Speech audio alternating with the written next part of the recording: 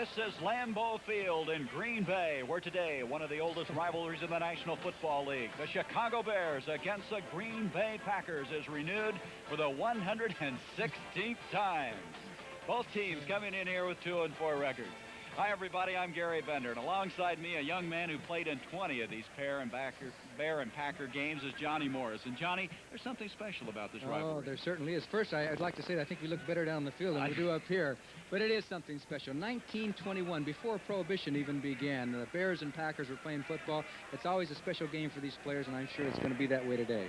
We expect to see a lot of Walter Payton. He's going to be a busy young man. Yes, as you know, he leads the NFL in rushing with 653 yards, I should say. He's all over the place, and I wouldn't be surprised if he carries 30 times today. The Bears are going to try and run the ball down the Packers' throat, and we'll see what happens. On the other hand, the Packers feel they have the quarterback in the future in Lynn Dickey.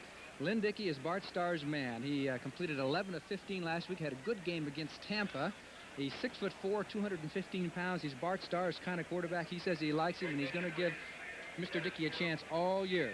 All right, 2-4. These two clubs come in here. John, if you have any playoff hopes, you've got to win today. I would say so. Even though the Vikings have shown some signs of weakness, you go in 2-4, come out of this game at a 2-5 record, your chances are pretty slim of winning the division. So the two teams are both 2-4. One of them is going to be out of it after this game. We might say that the Packers without Will Harrell today. He's not dressed because of an injury. They don't have a lot of exciting, explosive runners, the speed balls, and Harrell was one of them, and he's not playing, so that hurts the Packers. They do have Odom, who is a long bomb threat, but the Packers got to be hurting without Harrell. Okay, John, we're ready to get this game started. Let's go to the field now. As kicking off is going to be the Packers. Pat Haggerty will be working the game today. Al Conway, Walt Peters, Bob Beeks, Jim Poole, and Bob Lewis. The men in charge of this 116th meeting between the Packers and the Bears. Chester Marcole will be kicking off. Back deep, a young man who last week returned to kick off 84 yards for a touchdown against Atlanta, Brian Beischnagel, the former Ohio State standout. What a rivalry this is, and Marcole is ready. He hits it down the middle, and Beischnagel's got it at the 10, 15, 20, 25. Beischnagel out to the 32-yard line. Brian Beischnagel to the 32-yard line, and flying up was Herb McMath, number 61 for the Packers to make the stop. So Chicago expected to run the ball right at the Green Bay Packers. They are running the ball very, very effectively. They're third in the NFC in rushing, fourth overall. There's that offensive line. Albrecht, the number 1 draft pick from California. Jackson, Piper, Sorey, and Lick up front. Bob Avellini, the quarterback. Walter Payton and Roland Harper, the running backs from the 32. This is Roland Harper, 35, 40, and Harper's got a first down out to the 45-yard line. Mike McCoy, the right side cornerback, coming up to make the stop. And Harper, who comes in here 12th in the NFC in rushing, starts out rather auspiciously for the Chicago Bears. Yes, he did, and Walter Payton was the man who drew the key block for the Bears on that play as Harper got the big yardage. You look at the Bear receivers, Rather, Scott, and Latta. There's Bob Avellini. What a gutsy quarterback he has been. Roland Harper and Walter Payton. That was a 13-yard pickup on the play. First down to the 46. Bob Avellini giving off to Payton, leading the NFL in rushing, and Payton across the midfield stripe to the 48-yard line of Green Bay. Payton coming in here, as John said at the top of the show, 653 yards. Jim Carter, Johnny Gray coming up to combine on the tackle. It's going to bring up a second down and 5 as Payton picks up 5 yards. There defensively is that forward wall. Thus far, 23 sacks. Butler, Roller, Purifoy. Toner replacing Gary Weaver, who's out for the year. Jim Carter and Fred Carr, the linebackers. Second down, 5. Payton, and Payton's got the first down. Look at him run across the 40 to the 35, and Payton's all the way inside the 30-yard line. First down, Luke and McCoy making the stop, and Walter Payton, who may carry the ball 30 times before the day is over, is impressive. And he never quits running. Watch this play. There's a big hole. Harper with the block on Carter. You'll see Beischnagel came across to throw his block, and then Payton busts out of a tackle. James Scott trying to throw, and Walter Payton, you have got to get him with 2 arms and about 5 guys to bring him down. The Bears are running the ball, no doubt about it. I tell you, John, Payton just won't give up at all. He ran over Buchanan on that play, a 19-yard pickup. First down inside the 30. This is Payton again. And this time, Payton is close to the 25-yard line. Middle linebacker Jim Carter coming off of 2 seasons of injury. Making the tackle for the green and gold. The ball just short of the 25, where it's going to bring up second down, still 6 yards to go. I'll tell you, this Chicago Bear offensive line has come together so quickly, Johnny Morris. They're young, and they're going to get better. They are a very young team. Most of them are second and third year men, but the same thing applies to the Packers on defense. They got a lot of young people in the defensive line. Second down, 6. This is Johnny Musso, the former Alabama standout. And Jack Pardee told us he was going to use Musso quite a bit today. And he is to the 21-yard line before his forward progress is stopped. Chuck Bradley, a tight end, number 81, comes in with the play information from the far side of the field. James Scott, who comes into this game third in the NFC in receiving, has checked out at this juncture. Avellini is leading the NFC in touchdown passes with 7. He has thrown 8 interceptions. Third down and a long one to go. Musso and Payton, the running backs. Bob Avellini off to Payton, and Payton's got the first down and some. He's to the 16-yard line, and Johnny Gray, the fine free safety for the Packers, flying up to make the stop. And that offensive line really opening some holes.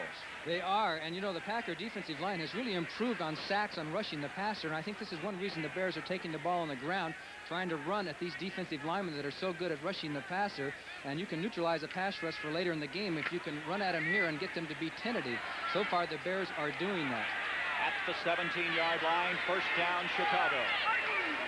Avellini, Musso to the 15, 14, and fights his way to the 13-yard line. I want to remind everybody this telecast is presented by authority of the National Football League and is intended for the private use of our audience. Any rebroadcast or other use of this telecast without the express written consent of the Green Bay Packers and the National Football League is prohibited. Second down now and 6 yards to go. And you know, they haven't had an empty seat in this stadium since 1959. What a rivalry. Here it goes to Walter Payton trying to swing wide. He's in trouble. Tom Toner's there. He gets away from him, and flags have been thrown everywhere. Steve Luke coming up, forced to play very well. Toner also. Let's see what the flags are all about. Okay, you can see Musso leading the way as Payton goes for the end, but the Packers got penetration, knocking Reeve Sori off stride. He couldn't get out, and then Toner came across, and he was enough to hold Payton up for a moment, and then the Packer pursuit. And you can see about 6 Green Bay Packers there. Great pursuit by the Packers on that play.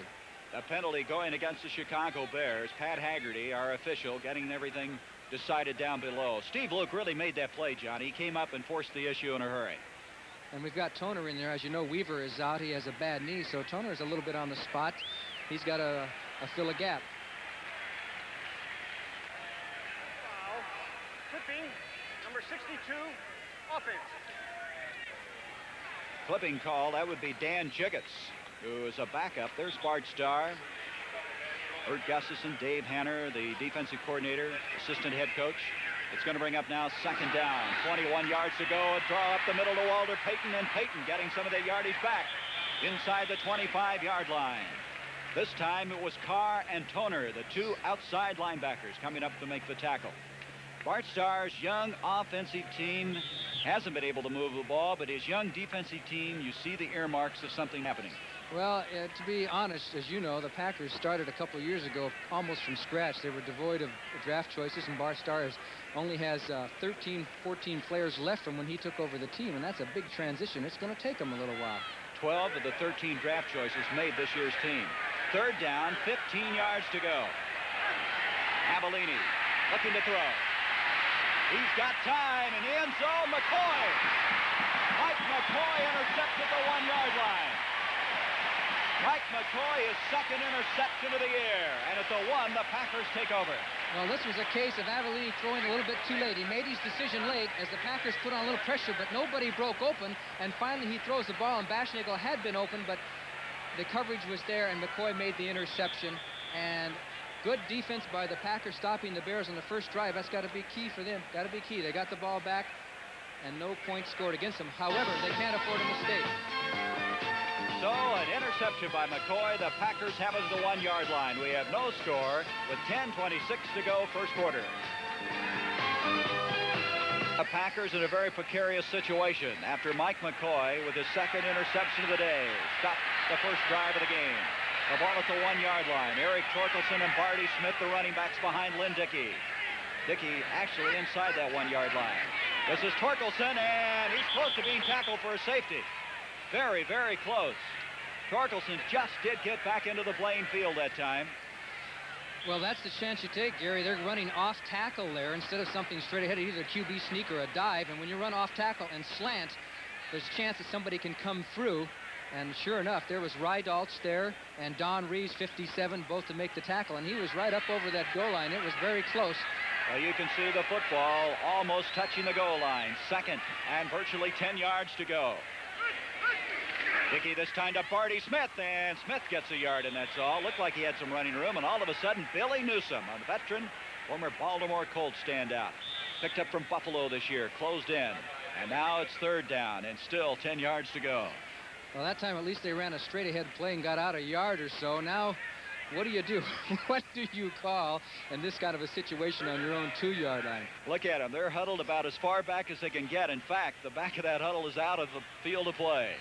Third down, 10 yards to go. The Packers would like to get some breathing room. We're looking at Eric Torkelson, number 26. A give to Barty Smith, and Smith hammers it out, but it's going to bring up fourth down as Doug Plank flying up from the safety spot to make the tackle. And now on fourth down, the second leading punter in the National Football Conference, David Beverly, with a 42.6 average, is going to kick under some pretty tough circumstances. Yes, Gary, he's going to be back at the very back of the end zone, and he's going to have to hurry and get it off. The Bears will probably try some kind of a punt rush. Back deep we have Lynn Walderscheid and Steve Schubert as a twin safety. Beverly, if he'd step out of the back, he would have a safety called on him. No score, 8.5 minutes left to go, first quarter. He's got time, and he hits it high. Coming over is Schubert. He's got it to 45, to the 40. And Schubert brings it back out to the 36. There's a flag on the play. So they came out of there in reasonably good shape under some very tough circumstances. A 42-yard kick that time by Beverly, kicking it deep from his own end zone. But the penalty, now they're discussing that, it's going to be clipping against Chicago. So the Bears will be backed up even further, and you got to say the Packers came out of that remarkably well. To put it bluntly, they came out smelling like a rose. They're going to be back in their own territory. The Bears will have it on their own 45-yard line, and they had the Packers backed up to their own 2. So pretty good exchange for Green Bay. Number 59 on the run back. That would be Gary Campbell, the former Colorado standout, guilty of clipping. So the ball moved back to the 45. And we're going to see if we can pick up that clip on a replay. There it is. Campbell, 59 at the bottom of your screen as he hit Bob Barber from behind. So from the 45, the Bears had their other drive stalled at the 1. Start again. Here's Musso, and Musso across the 50, 45, and Johnny Musso to the 42-yard line, first down, Chicago. Carter and Gray combining on the stop, and Chicago's running the ball effectively. And watch the influence. Watch 77. As Butler went out and just almost created the hole for Johnny Musso to come through, and finally Toner gets a hold of him, but Musso scraps before 2 or 3 Packers bring him down, including Carr and Carter. 13-yard game. You know, coming in here, Musso had carried the ball only 4 times for 7 yards, and already he's got 22 yards today. First down from the 42. Avellini to Payton, and Tom Toner rides him down for a 2-yard pickup of the 40-yard line. Tom Toner trying to fill the shoes of Gary Weaver, is out for the year. Toner, a 6th-round draft pick out of Idaho State, is going to bring up second down and 8 from the 40. Chicago coming in here with a leading rusher in the NFL in Walter Payton. Harper, 12th. They're 3rd in the NFC in rushing. On the other hand, Green Bay, that's been their big problem, rushing the ball. In fact, the first 4 games, they didn't rush for 100 yards combined total. Second and 8. Avellini, pressure put on, gets it off to Latta, the big tight end, Greg Latta, to the 35, the 30, 25, and the big guy moves the ball down to the 20-yard line. Johnny Gray rammed him out, and Greg Latta, who can run for a big man. That was a tight end screen, and you'll see number 70, Dennis Lick, is the man who does the job. The right tackle as Latta comes out, and there comes the 2-man screen for the Bears, and there's Dennis Lick throwing his block against Gray. And then down the sidelines goes Latta, and finally knocked out of bounds by Gray. Good recovery by Johnny Gray, staying with the play, but it's a first down to the 20. That was a 21-yard pass completion to Greg Latta. Avellini to Walter Payton. And Payton inside the 20 to the 17. Fred Carr, the right side linebacker, making the stop. And right now, Chicago is impressive. Fred Carr was impressive on that one, too, Gary. Carr came off his weak side linebacker spot and prevented that from going for 10 or 12 yards. Caught it from the side. He's got extreme quickness. Carr's done a good job. He's played, I think, 132 straight games for the Packers in the past 9 or 10 years. As you look at Bart Starr and Zeke Brodkowski, who send the plays in for the Packers. Second down now from the 17. Avellini. Latta. And Latta is dropped at the 11-yard line. Good reaction that time by Steve Luke, the strong safety. This was part of the game plan that the Packers expected, that they would throw to Latta a lot. Latta and the Bears may throw to the backs quite a bit. As you look at Jack Pardee, who needs a victory very bad, 2-4. Of course, Bart Starr's in the same situation, although more people thought that the Bears had a chance to win the division than they did the Packers. Packers are rebuilding, as are the Bears, but the Bears had a pretty good year last year, 7-7. Latta now with 2 catches has 17 for the year. Third down, 2 yards to go. And firing off is Noah Jackson, the left side guard. Let's see exactly what happened. It's going to be 5 yards against Chicago. Chicago's had some penalty problems, which brings up a point, Johnny. They have been penalized a lot this year. Many more times than the Packers. The Bears have 49 penalties this year. The Packers only 30. As Dave Roller comes in, Roller was saying he's the man who clipped out some of the clippings of Don Reeves last week. Start. Number 65, offense. As you heard the penalty there, but Reeves made some quotes that the Bears should beat the Packers with no problems, and it was all over the Packer locker room. So we'll see how that works out. It's now 3rd and 7. Walter Payton. And Payton to the 5, and Walter Payton finally run out of bounds there. He has a 1st and goal now for the Bears. The quickness of Walter Payton. Now you see why Walter Payton is one of the best. You see a good block by Musso. Watch Scott right there. 89 kicked his man in. There's the block right there by Scott as Payton dips to the outside, and 24 Gray finally knocks him out of bounds, but not before the Bears get down to the 5.5-yard line. Would you believe that Walter Payton already has 53 yards and 8 carries? He's headed for a big day at this rate. 1st and goal now at the 5. Musso gets a yard, maybe 2, inside the 5. Johnny Gray's been making a lot of tackles in the early going. Steve Luke and Johnny Gray for the Packers call themselves the Hit Brothers. They will hit you. They can hit some people. They took care of Burrow down in Houston on one shot. They really got him. They can hit. 2nd and goal now at the 4. 2 tight ends now for the Bears. Latta and Chuck Bradley, who they picked up as a free agent back in September from San Diego. Bradley is 81. Bob Avellini, a 2nd and goal to 4.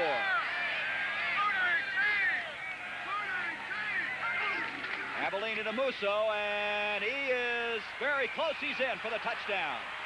Johnny Musso scoring his 1st touchdown of the season. Cracks in, and the Bears take a 6-0 lead. And the Bears are simply hitting people. You watch Noah Jackson and Walter Payton block as they take Luke out of the play, and then Musso cuts back behind the block and just drives up and over for the touchdown. The Bears are on the board. Now watch 34 and 65 as they double team. Out goes Luke, in cuts Musso for the touchdown. Good, simple, fundamental blocking by the Bears. They're really hitting. Bob Thomas to attempt the point after Brian Baschnagel the hole. 5:34 to go, 1st quarter. High snap, and he's going to have trouble. Here is Baschnagel trying to salvage the play, but to no avail. So they just didn't get the ball down. It was snapped high. Baschnagel tried to get it placed. He could not. Let's look again and see just how high the snap was. It was fairly high, which has to destroy the timing. As he reaches up, juggles it momentarily, and there was no chance. A good decision not to kick it, but Baschnagel could not take it over. The Bears settled for a 6-0 lead over Green Bay.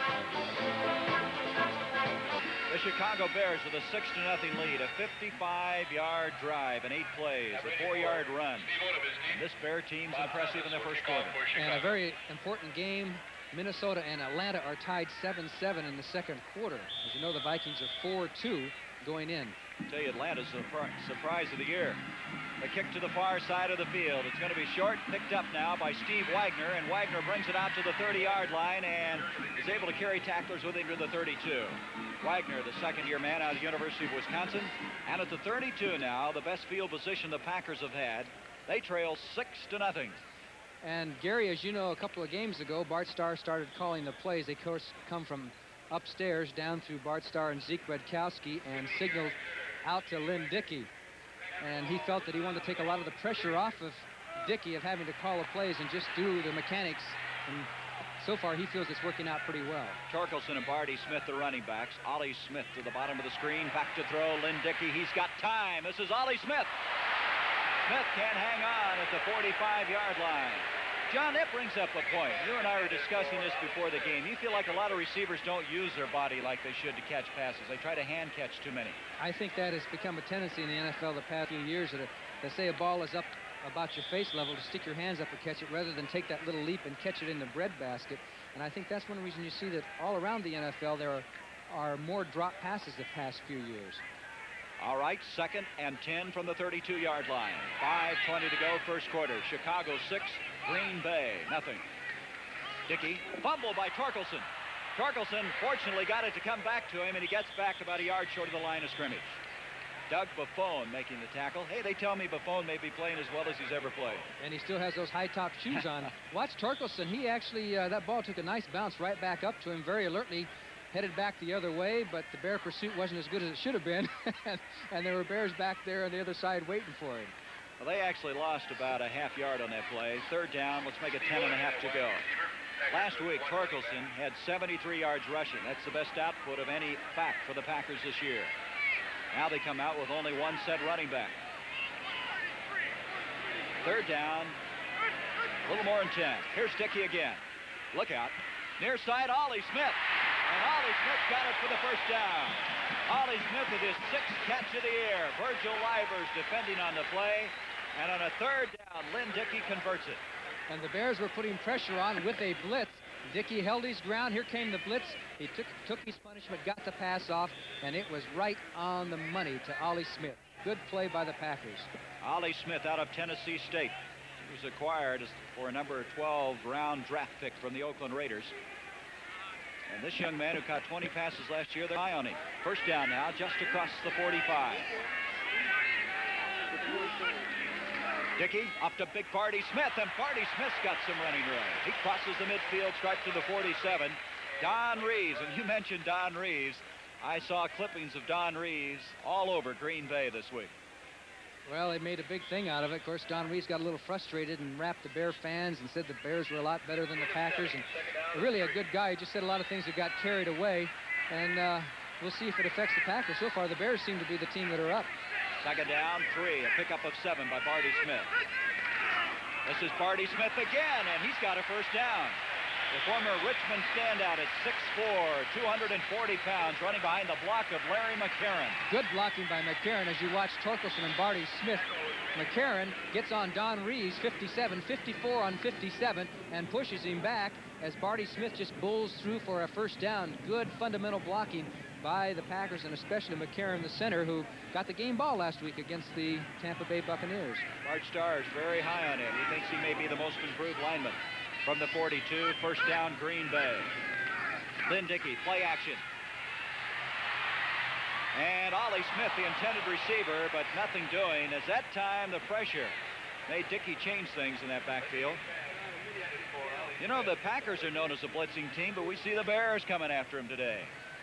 Well, the Bears have got to do a few things because they don't have the pass rush that they did last year. They had so many sacks last year, and they're not getting them this year. Wally Chambers is not playing very much because of the bad knee, so they've been trying to make up for it. As you see that 7-7 Minnesota-Atlanta score with some blitzes. The Packers blitzed a lot last week, but they haven't blitzed that much throughout the season.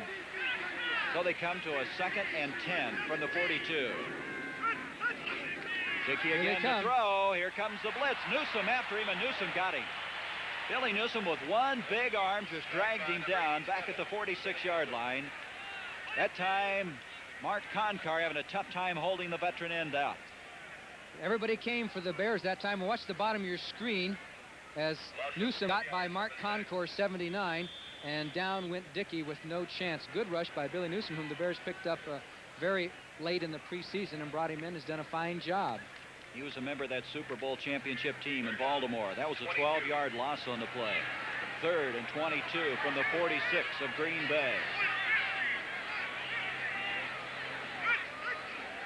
Dickey got protection, a flag on the play, and Ollie Smith tried to make the catch at the 40-yard line, but to no avail. But a flag thrown in the vicinity where you anticipate a holding call. And that's what it's going to be, holding against Green Bay. The Bears had 5 defensive backs in. In fact, the Packers will sometimes come with 6, but the Bears had 5 backs in, and it's really tough to throw down the field on them. You got to throw short and under. Offense, decline, 4th down. 71 was Mel Jackson guilty of holding. That'll bring up 4th down. They're going to decline the penalty. They want the football, and Beverly will kick from the 31. 2:50 to go, first quarter. Chicago 6, Green Bay nothing. Walderscheid and Schubert back deep for the Bears at the 15-yard line. High snap. Beverly kicking it to the far side. Coming away with it, Walderscheid. And Walderscheid up to the 35-yard line. Chicago with the football as Bert Aston was over there to make the stop for the Green Bay Packers. There's our score before a sellout crowd here in Lambeau Field. The Bears leading the Packers 6-0. Sunday, the fun starts at the grand opening of Archie's Tavern as the help walks out and the family fills in for a bubbling highball of hilarity. Sunday at 9, 8th Central and Mountain. This is Lynn Dickey wanting to get a shot at that football once again. A 32-yard kick by Beverly. The Bears have the ball just across their own 35-yard line. Musso and Payton, the running backs, behind Avellini. This is Johnny Musso. He's in trouble as Mike Butler had a hold of him. He got away from him, but he got only about a yard, and that's all. And Mike Butler is quite a story. Their #1 draft pick out of Kansas. Big, isn't he? He's going to be something else. And there's a score. Washington 20, Philadelphia 10. You think the Redskins don't need a victory? The Redskins right now are 3-3 in the Eastern Division. Dallas 6-0. And there's Cincinnati 7-0 over Houston. From the 36, a gain of a half yard. Up the middle, here comes Payton. To the 45, he may go. He's to the 35, the 30. Walter Payton is cut off. Just outside the 5-yard line. Is coming over there in a hurry was Willie Buchanan. And Walter Payton just lightning quick in the secondary. And Tom Toner missed the tackle. 59 is the man that had to get him. He was the one to fill the hole. He gets these arms on him, but Payton is so elusive. He just broke away and then turned on the speed, and finally it was a foot race. He pinned him in the corner, and Buchanan knocked him out of bounds, but Walter Payton he's got to be pushing 100 yards already. Well, that was a 58-yard run, and you're absolutely right, John. He has 111 yards and 9 carries. He may have some day. We still have 2 minutes left in the first quarter. Walter Payton, boy, he's had 13 100-yard days. He just now registered his 14th of his career. What a career he's having. The ball just outside the 5, first and goal. Avellini, here comes Payton. And Payton is in for the touchdown. Unbelievable. There's Noah Jackson giving a little tap on the head, number 65. It was simply extra effort by Walter Payton. That's why he's the best in the NFL there is today. Watch him as Musso leads the way. Now he's going to get hit a couple of times. It goes up and over, and then the contact is made here by Gray, and then he just drags 2 or 3 Packers in, including McCoy, Gray, and Carr, into the end zone. He is unbelievable, that's all. 12-0 now. The Packers trail Chicago. Musso with a 4-yard run, and now Walter Payton with a 5-yard run. Eichschnagel low hole. Bob Thomas this time has the placement up and through the upright. And the Chicago Bears, there's a flag on the play at the 6-yard line. Right now have a 13-0 lead, as Pat Haggerty indicating a penalty, illegal procedure against Chicago. So they're going to have to try it again. We'll hold it right here with 1:58 left to go in the first quarter. You know, the thing about Payton on that last run, he is tough inside, but he can go outside. He can block. We saw him block earlier. There's nothing he can't do well. That's correct, and he's not considered a real big back. He's about 5'10", but he's put together well, 205 pounds. If there ever was a back that could run without blocking, no back runs without any blocking, but if he does it sometimes without blocking. All right, we're going to try it again after the 5-yard penalty. Thomas boots this one up. practice makes perfect, and he got this one too. So now it's 13-0. The Chicago Bears with the lead. 1 minute, 58 seconds left to go in this first quarter of play. Peyton with 117 yards. The Chicago Bears leading 13-0. That only took 3 plays. 43 seconds to score. The reason was a 58-yard run by Peyton. He eventually scored. He now has 117 yards and 10 carries. And remember what Bart told us yesterday? He said if we can stop Peyton, we got a chance. Boy, they're in trouble right now the way things are going. Ball bouncing around, picked up. Running the ball out is Jim Colbert. And the Oklahoma rookie brings the ball outside the 25 to the 27-yard line. So the Packers, who had been moving the ball in the last possession, now trailing 13-0. It's been all Walter Payton. There's some other scores. Washington leading the Eagles. That's a big game in that Eastern Division of the NFC. Los Angeles over New Orleans 7-3 in the first quarter. Bo Rather was shaken up on that last play. That's why the delay in the action right now. Rather being helped off by Steve Schubert. He walks off a little shaken as he goes to the Bear bench. The ball at the 27 now. Torkelson, Barty Smith, the running backs. Dickey has Ollie Smith and Randy Vataha at the bottom of the screen as his wide receivers. A first down from the 27. Dickey gives off to Torkelson, and Torkelson is spinning his way, and he is hit by Doug Plank. Doug Buffone was hanging on, and Doug Plank finished him off at the 32-yard line.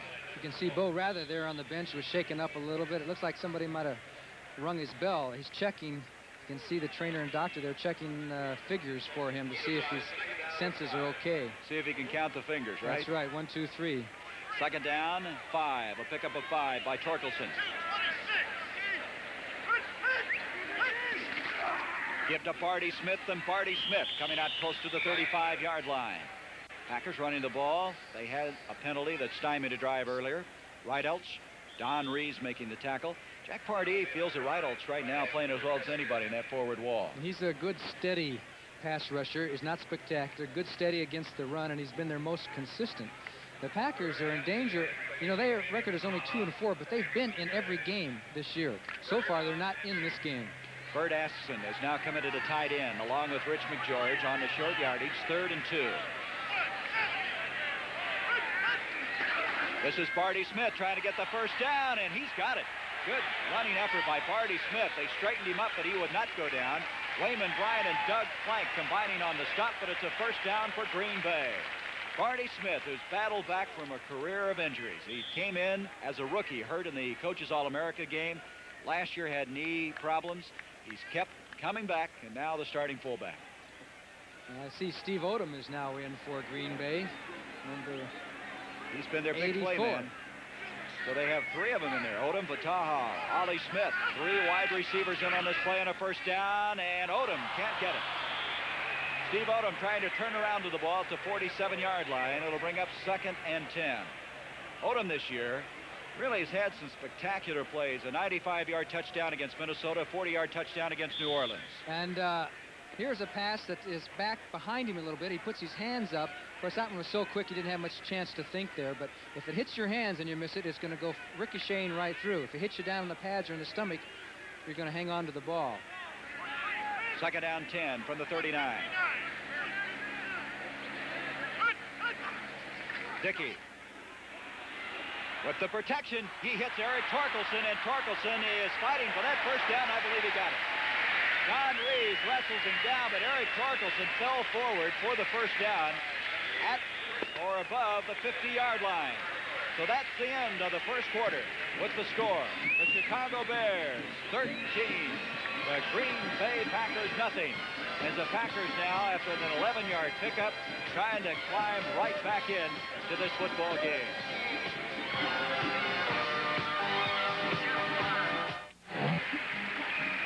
Lambeau Field. How's that for a move, huh, John? That's speed. That is quickness. That is quickness. All right, we start the second quarter. It's 13-0. Chicago, the Packers just completed a pass for a first down. They're just short of the 50-yard line. Eric Torkelson, Barty Smith, the running backs. Ollie Smith and Vataha the wide receivers for Lynn Dickey. Dickey off to Barty Smith, and he's hit at the line of scrimmage. Coming over that time was Reeves, the middle linebacker. He's the number 2 tackler on this team. Last year leading the Bears in tackles. That time excuse me, Gary. That time he got behind. Mel Jackson was pulling guard that time, and I watched him last week. He did a heck of a job on a lot of the pulling runs that the Packers did last week, and they got a lot of yards rushing. That time it didn't quite work, but we're going to take a look at Mel Jackson. He's impressive. He's number 71 in the right guard position. We now have Nate Simpson in the running back field. He is the number 5 draft pick this year, and this is Nate Simpson. Simpson is not going to go anywhere because Wayman Bryant brought him down in a hurry. That Wayman Bryant, we were down on the field earlier. He is big, and can he move?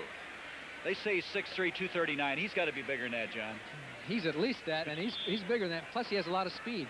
Plus, he's wearing high tops. That's got to slow him down about 3/10 of a second. That makes him look bigger, though. You know what? That's right. It makes him look rougher. Doug Buffone, Wayman Bryant, both linebackers wear the high top shoes, which looks kind of antiquated, but a lot of people feel that it's still good for more support for the ankles.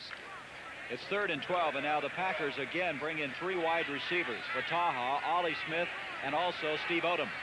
Smith and Nate Simpson, the running backs again. Dickey back to throw on 3rd and 12. And Barty Smith, that's the 49. Coverage that time by Mike Spivey. As the Bears coming in with that 5th defensive back. 4th down, the Packers will have to kick.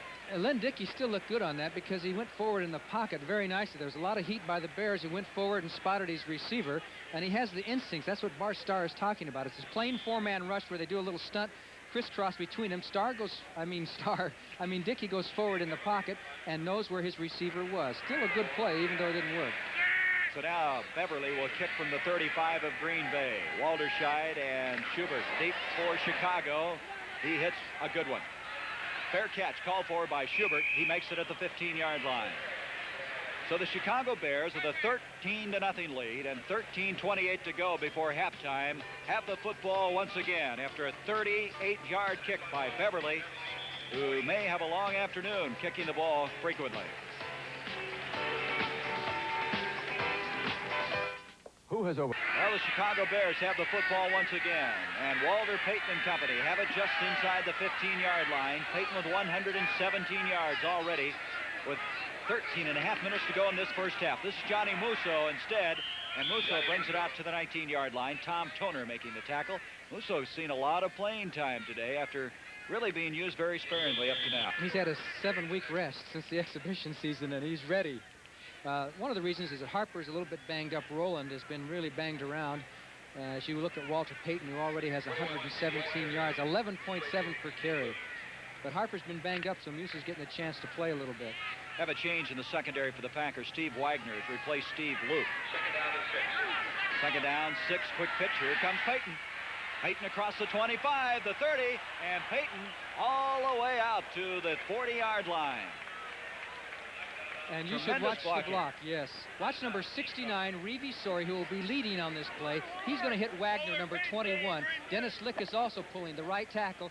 Now Payton comes from behind. Here comes Sori's block, 69. Down goes Wagner, and Payton takes advantage as Dennis Lick kicks his man out. A big hole, good blocking by the Bears. A 20-yard run by Payton. They mark the ball just short of the 39. Steve Luke now has come back into the ball game for Green Bay. Payton 137 yards.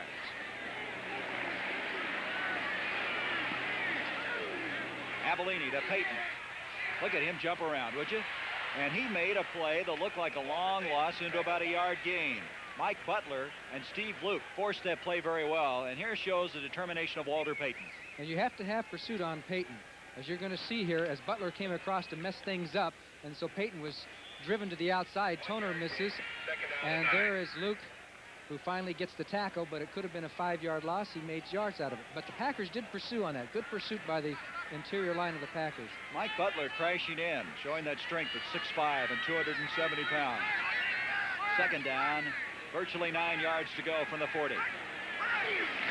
Avellini to Musso, and Johnny Musso hammers it out to the 45-yard line.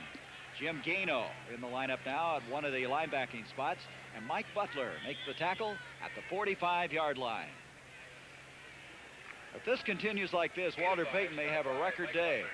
Well, A few weeks ago, I said that Walter Payton's the kind of guy that could someday rush for 300 yards in a game if they carried enough times. This, who knows? Well, right now, 12 for 138 yards from the 45-yard line. Third down, 4 yards to go. Baschnagel, the ball game. He's at the bottom of the screen. Abellini back to throw. He dumps it off, intended for Musso. Incomplete. Coverage pretty good that time. Clarence Williams, but also his big Mike Butler again storming through. He's going to be something else. The Packers have a few. Whenever you build a defense, now I realize the Packer defense is not doing that well. The Bears are running the ball down their throats, but they've showed signs on defense, a good young defensive line. The guts of a defense.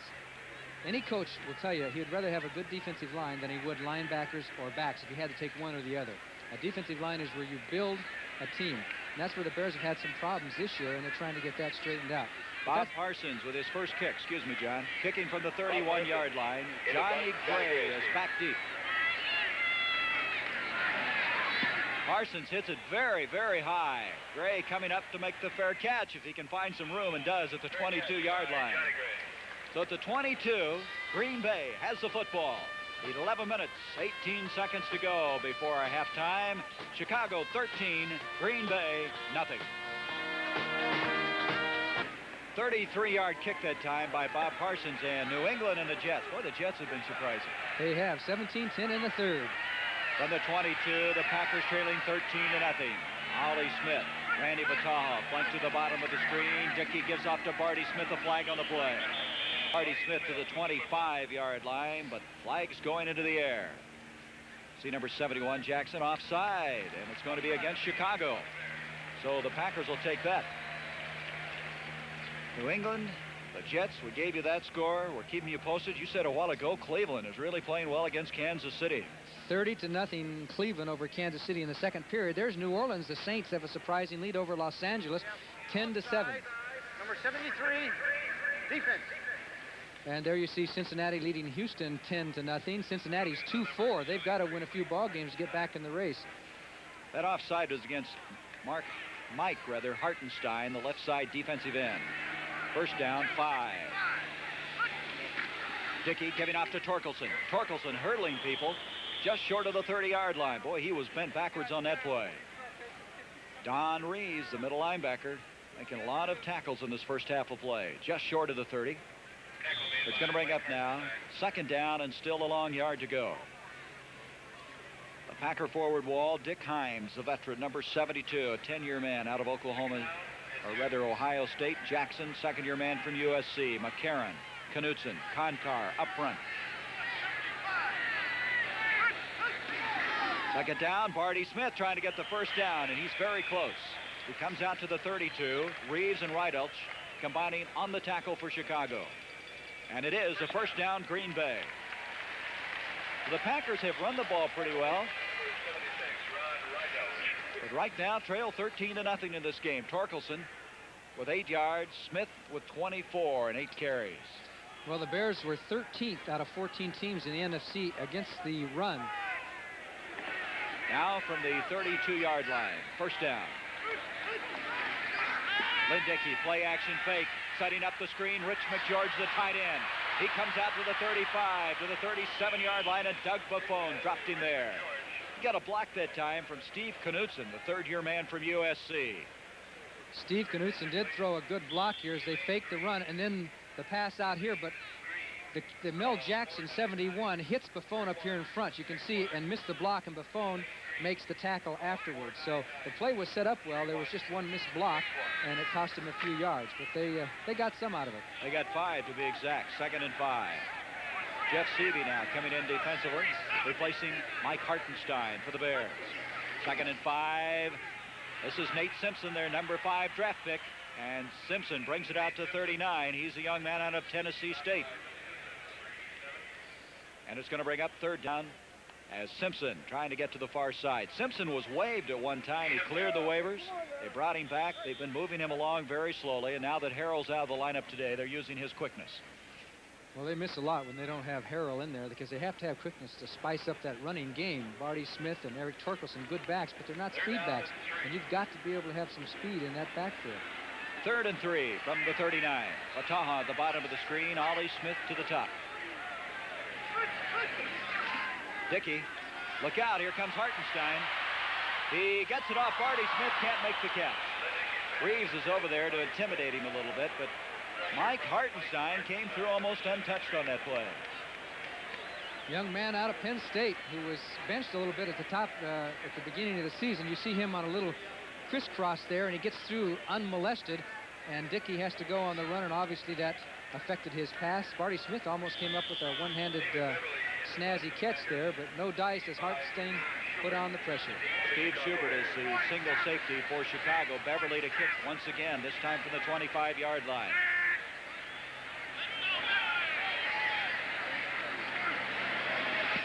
Beverly hits a spiraling kick.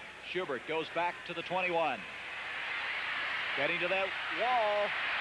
He is out to the 24-yard line. Askson is down there to make the tackle. Steve Wagner an assist on the play. And inside the 25, Chicago has the football. Steve Schubert earlier this year had a 70-yard punt return for a touchdown against the Detroit Lions. There's our score, 13-0. Beverly been very busy as we take a look now at Steve Schubert, number 85, and Jack Pardee and his staff. The team with a 13-0 lead. The Bears had the ball inside the 25. A 40-yard kick by Beverly. Here's Avellini off to Walter Payton. Jim Carter trying to corral him, but he can't, as Payton brings it out to the 30-yard line. And there was a one-on-one move that shows Payton at his very, very best. Just like a quick screen, it's almost getting him out on the end, on an end run real quick, and he's got the ball, and he cuts back on Carter here and gets an extra 5, 6, 7, 8, 10 yards. And that's what the Bears will do with their wide receivers. With James Scott, who has not been a factor in this game, all of a sudden he may break one. But Payton has not been used as a pass receiver that much by the Bears, Gary. Avellini now 3 of 5 for 32 yards in passing. Second down, 5. Avellini gives off to Walter Payton, and Payton just breaking tackle. Very close to the first down. Johnny Gray making the stop just short of the 35-yard line. Boy, you could see the upper body strength there. He just shed a guy up above. He's got the strength. And the Packers have the fans. There is not one seat anywhere. I don't think you could get a cat in here. Well, they haven't had a seat available since 1959. That goes back a way. And it's got to be 60 degrees. They say 52, but fans, it's 60 up here in Green Bay the 1st of November. You don't remember playing in this kind of weather, huh? Mm-hmm.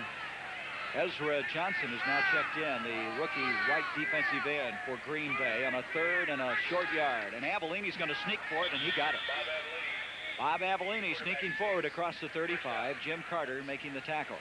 Avellini a lot lighter this year, John, and a lot of people feel that's one of the reasons for his improved play. He's been able to scramble a lot more this year. He's now calling his own plays as of about 3 games ago, and has been a big improvement. Except last week, the Bears made so many mistakes, turnovers, to literally give the game to Atlanta. And I think that's what they're trying to avoid today. A very conservative game plan so far. First down, just across the 35. The sun peeking through here in Green Bay. Avellini to Walter Payton. Here he goes. Payton to the 45, the 50, and Walter Payton to the Green Bay 47-yard line. Carr and Gray finally catch up with him as he continues to pile up the yardage.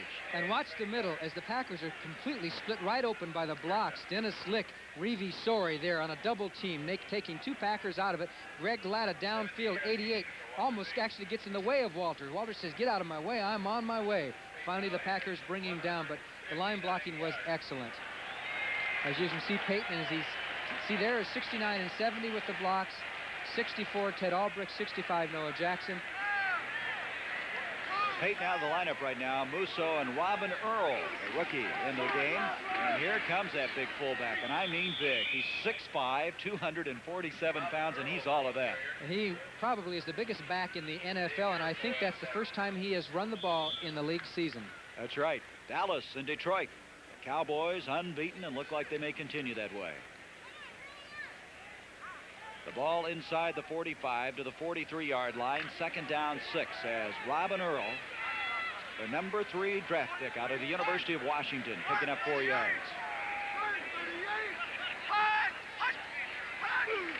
Avellini to Earl, and the big guy doesn't get a lot of running room this time. Dave Roller made sure of that. Roller playing here with some problems with a calf muscle, a torn calf muscle, and here he comes, Walter Payton. He now has 159 yards and 14 carries, and we still have just inside 5 minutes to go in this first half. If you figure that out mathematically, he'll end up with about 427 yards per time, a quarter and a half. Isn't that something? The ball just short of the 42. Third down, 5. Payton back in, along with Musso. Eichschnagel to the bottom of the screen. Scott to the top of the screen. Avellini wants to throw. Pressure put on by Butler, and down he goes. Roller got him. A flag on the play. Butler came in. Roller collapsed in. And he goes down inside the 50-yard line. But a flag has been thrown, and it's going to be against Chicago. I believe holding. Well, the Packers did what they do best. That's rush the passer. They have 23 sacks, but see, the Bears haven't been given much of a chance to rush the passer. They haven't thrown that much. Here comes the blitz. You see Roller, Purifoy coming through. Holding. And there's Roller to make the tackle. Decline. Right tackle, that would be Dennis Lick. He had 2 holding calls last week in that Atlanta game. So they're going to refuse the penalties, you might suspect, and the ball inside to the 48-yard line. And Bob Parsons with his second punt. Johnny Gray goes back. A 10-yard loss on that sack by Dave Roller. Parsons hits a fine kick. Gray at the 15-yard line. He didn't fair catch it, and he's bringing it out to the 20. Boy, he caught that ball with people coming after him. Mike Spivey out of the University of Colorado down to make the tackle. And at the 20-yard line, the Packers, trailing 13-0, have the football after a 36-yard kick. Rodrigo Valdez against Benny Briscoe, the number 1 and 2 ranked contenders in the middleweight division. This is Lynn Dickey off to Nate Simpson. Simpson brings it out to the 20, breaks tackles out to the 25. Nate Simpson getting some playing time after carrying the ball only 8 times previous to today. Rammed out of bounds. Over there was Jim Osborne. Going to be short of the 25 to the 24-yard line. Real nice play by Simpson as he cut back behind the block. He did a nice job. Doug Buffone, 55, was out there. Watch 55. He knows they're coming after him after Simpson catches the ball. Simpson waits. Here comes Mayor McCarron, and he takes care of Buffone, and Simpson takes advantage of the block. Good play by the Packers. They gain 4, 2nd and 6 at the 24. Smith to the bottom of the screen. Bataha at the top. Lynn Dickey, a little mix-up back there, and all kinds of problems for Nate Simpson. He collided with Dickey, and boy, that messes your timing up. Ron Rydalch was there to be sure he didn't go any further. Now, they don't draw it on the board that way. I'm sure they'll look at that in the films and say, hey, let's do it this way. Going to bring in now another defensive back on a 3rd and 6 as Spivey checks in. McGeorge is coming out, so the Packers will have 3 wide receivers in as Odom comes in with Smith and Bataha. 3rd down, 6 yards to go. 3.5 minutes to go in the first half. Dickey got some time, and Ollie Smith broken up by Virgil Livers. They say Livers is playing very well. He's come on very strong the last couple of games. That pass had a better chance if it had been thrown more to the other side of Smith to let him a little bit more. They might have had a chance to make a completion there. Well, Lynn Dickey now is 4 of 11 for 33 yards. And Beverly's going to kick once again, and Beverly has already kicked 4 times in this game. This will be his 5th kick from the 10-yard line.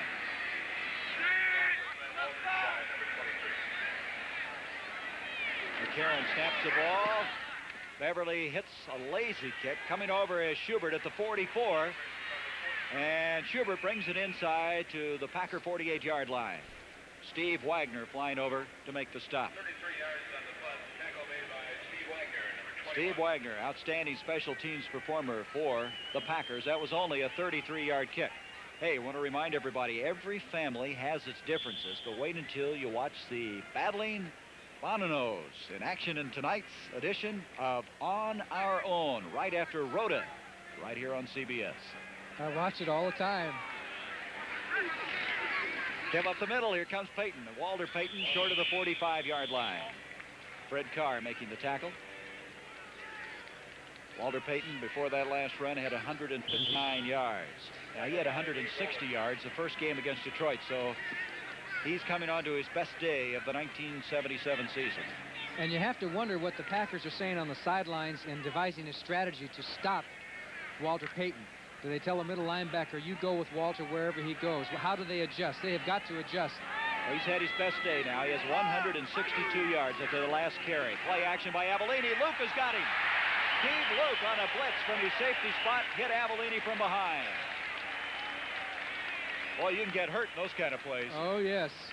It's Katie Barr the door. Watch number 46 as he comes from the outside here.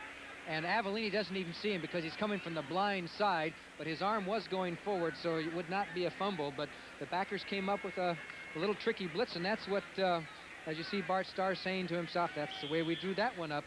But Atlanta did that to the Bears last week and had success with it. The Bears have protected quarterbacks very well. They allowed only 9 sacks coming into this game. Last year, line only 24, but the Packers showing their ability to rush the passer. Third down now, 7. Avellini back again. Pressure put on. Flag on the play. Baschnagel covered that time very well by Mike McCoy at the 31-yard line. But a flag throw just about the time the play developed. Illegal procedure against Chicago. You could see that time very good penetration by Dave Purifoy, who's playing his best football. Well, ironically, in the last few minutes, the Bears have kind of played into the Packers' hands by starting to throw the ball more, and consequently, that pass rush of Illegal motion, left tackle, offense, decline. We have work down. Now, to finish my sentence, consequently, you have the Packers looking better on defense because what they do best is what the Bears are running into. So Johnny Gray will go back at the 10-yard line for this kick from Bob Parsons. Parsons coming in here 9th in the NFC in punting, just a little over a 39-yard average. Parsons hits a beauty. Gray's going to let it hit, hopes it makes it in, and it's not going to. It's going to take a bare bounce back out to the 4-yard line. Brian Baschnagel is down there to kill it. What a kick that time by Bob Parsons. He got exactly the kind of English he wanted to get on that one. Well, that's the natural surface, regular good old grass. As far as the Bears were concerned, if that had been an artificial surface, it probably would have bounced much more one way or the other, so you never know how it's going to work out. The field is in excellent condition. On the CBS Sports Spectacular, John, we're going to have the Washington, D.C. International Race from the Laurel Race Course in Maryland, the 26th running of this classic, and then the world's strongest man. They're going to throw an automobile tire which weighs 35 pounds in weight, and that world's strongest man has been something to watch. First down, 10. Here comes Nate Simpson, and Simpson out to the 9-yard line. Pretty good run by the rookie. Has been impressive in this first half. Doug Flank there to make the tackle for Chicago. Just short of the 10-yard line, mark it at the 9. Good pulling job by Steve Knutson, and Flank came over from his safety spot to stop that play, but that was well executed by the Packers. And by the way, I never heard of a tire weighs 35 pounds. I'll tell you, that's heavy. We have the 2-minute warning here in the first half of play as Lynn Dickey trots over to Bart Starr. The Chicago Bears lead the Packers 13-0.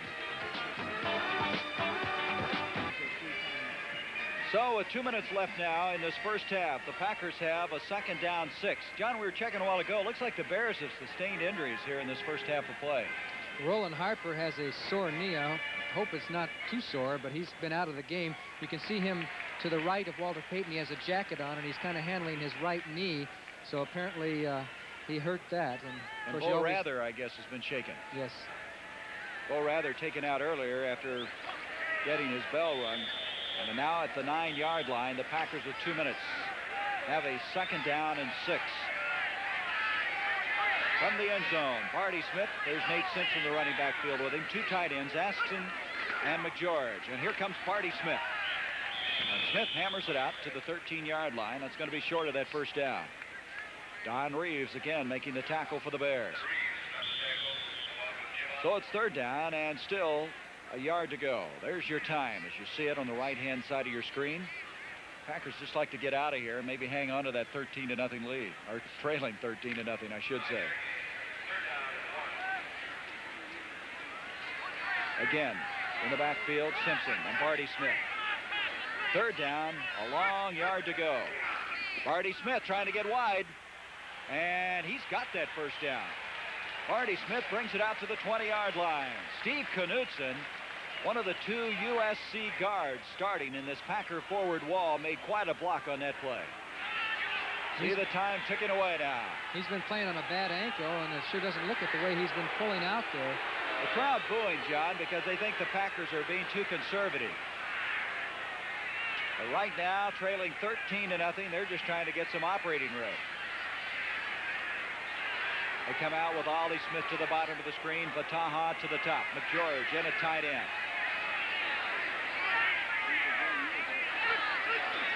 Lynn Dickey going to throw now. Chase is on, and it's incomplete. And I'll tell you, he had pressure from everyone. Jim Osborne. Hartenstein was in there.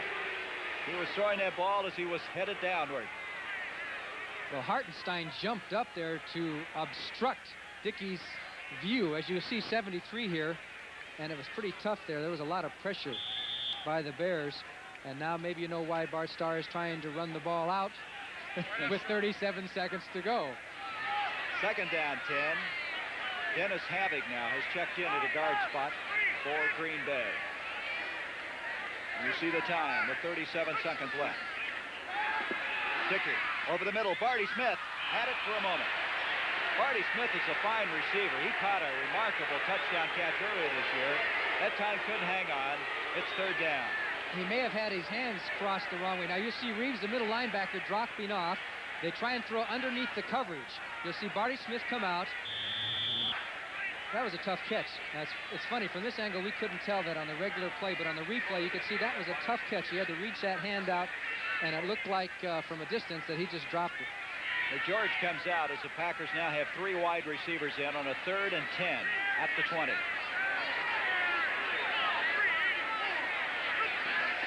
Lynn Dickey with 33 seconds left the first half running. He's being chased by Jerry Myers. He's going to get out of bounds. Also, Jeff Seavey was over there. And Dickey loses yardage all the way inside the 10-yard line. That time, he hardly had time to look up the field. That's right. The Bears had penetration on the rush that time. Jeff Seavey, who's played offense, mostly playing a little bit of defense. Jerry Myers, who's been out with a bad ankle. And the Packers are in a bad situation because they have to punt with 26 seconds left. And the Bears could fair catch and possibly go for a field goal. That was an 11-yard loss on the play, and Beverly now standing inside his own end zone, and the rush is coming. And he will be kicking against the wind. The rush is coming. Schubert is back at the 45. Here they come. Beverly got it away. Fine kick. Schubert going back, makes a fair catch. That'd be a long field goal. Boy, that was a long punt.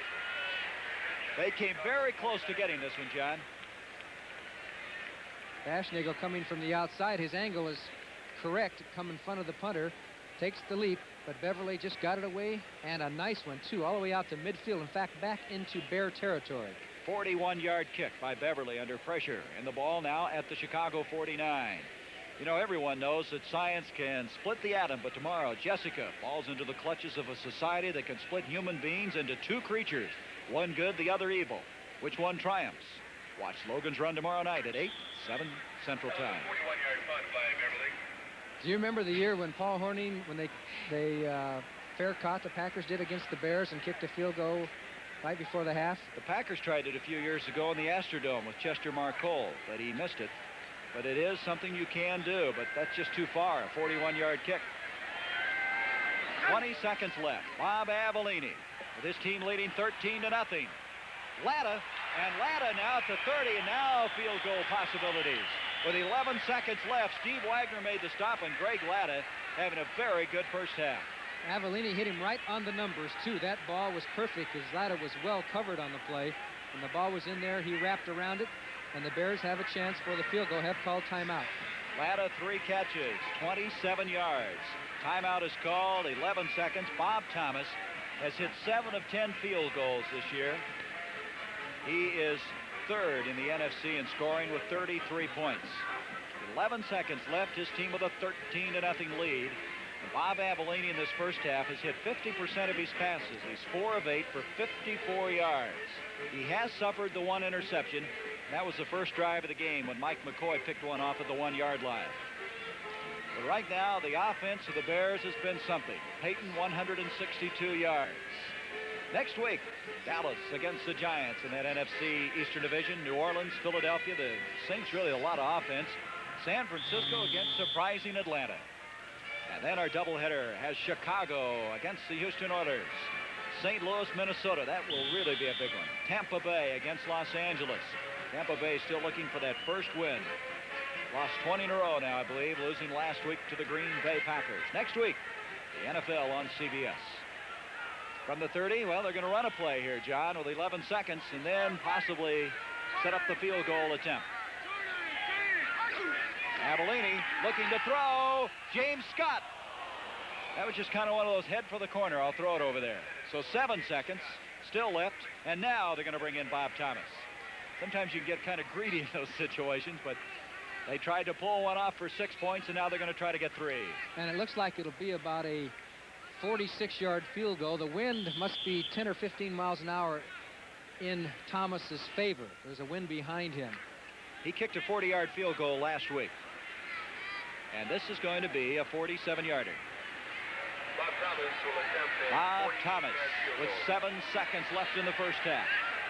Baschnagel a hole. The kick by Bob Thomas is on the way, and they think they've got it, and they do. They were signaling 3 points. Baschnagel and Thomas is really excited about it. Jumping up and down, and now with 2 seconds left, it's a 16-0 game as Bob Thomas salvaging 3 points. This young man from Notre Dame really excited. Yes, he has taken his raps the last year or two. There's been some key field goals that have been missed and extra points that have been blocked. And they talk about the trajectory of the ball and everything, and because he is a sidewinder. But that one had to be provide a lot of satisfaction for him. Not the Green Bay Packers, who now must score 3 times, 2 touchdowns and a field goal for any kind of a chance to win. They have not done much offensively or defensively, the Packers, unless the Bears have thrown and they've been able to show ability to put pressure on the passer, which they've done all year long. As Pardee gives Bob Thomas instructions with 2 seconds to go, he probably doesn't want to give him a chance to return it, so he's going to tell him to kick a squibber or something along that order. Well, one thing historically that's not in favor of Green Bay is they have not had good second halves. In fact, they've scored only 10 points in the entire second half thus far in 1977. In 6 games. So they've got a lot of catching up to do in this one, trailing 16-0. Bob Thomas will be kicking with 2 seconds after that 47-yard field goal. Thomas now 8 of 11 for the year, and that's very fine percentage. Now, Odom is back there, and he's a guy that has burned the Bears several times over the past couple of years, but I'm sure they're not going to get the ball to him. There he is, number 84 on your screen. Let's see what Thomas is going to do. And you guessed it, John. He's going to squib it around. Steve Wagner goes high, brings it down, and he's going to be brought down at the 35. Or will he? Look at this effort. Steve Wagner just stays on his feet all the way out to the 50-yard line. So the first half has come to a close here with the Chicago Bears leading the Green Bay Packers 16-0. Quite a display by Walter Payton as the fans here, the capacity crowd, unhappy. Walter Payton, 15 carries, 162 yards in this first half, complemented by the passing of Bob Avellini, 4 of 9 for 54 yards.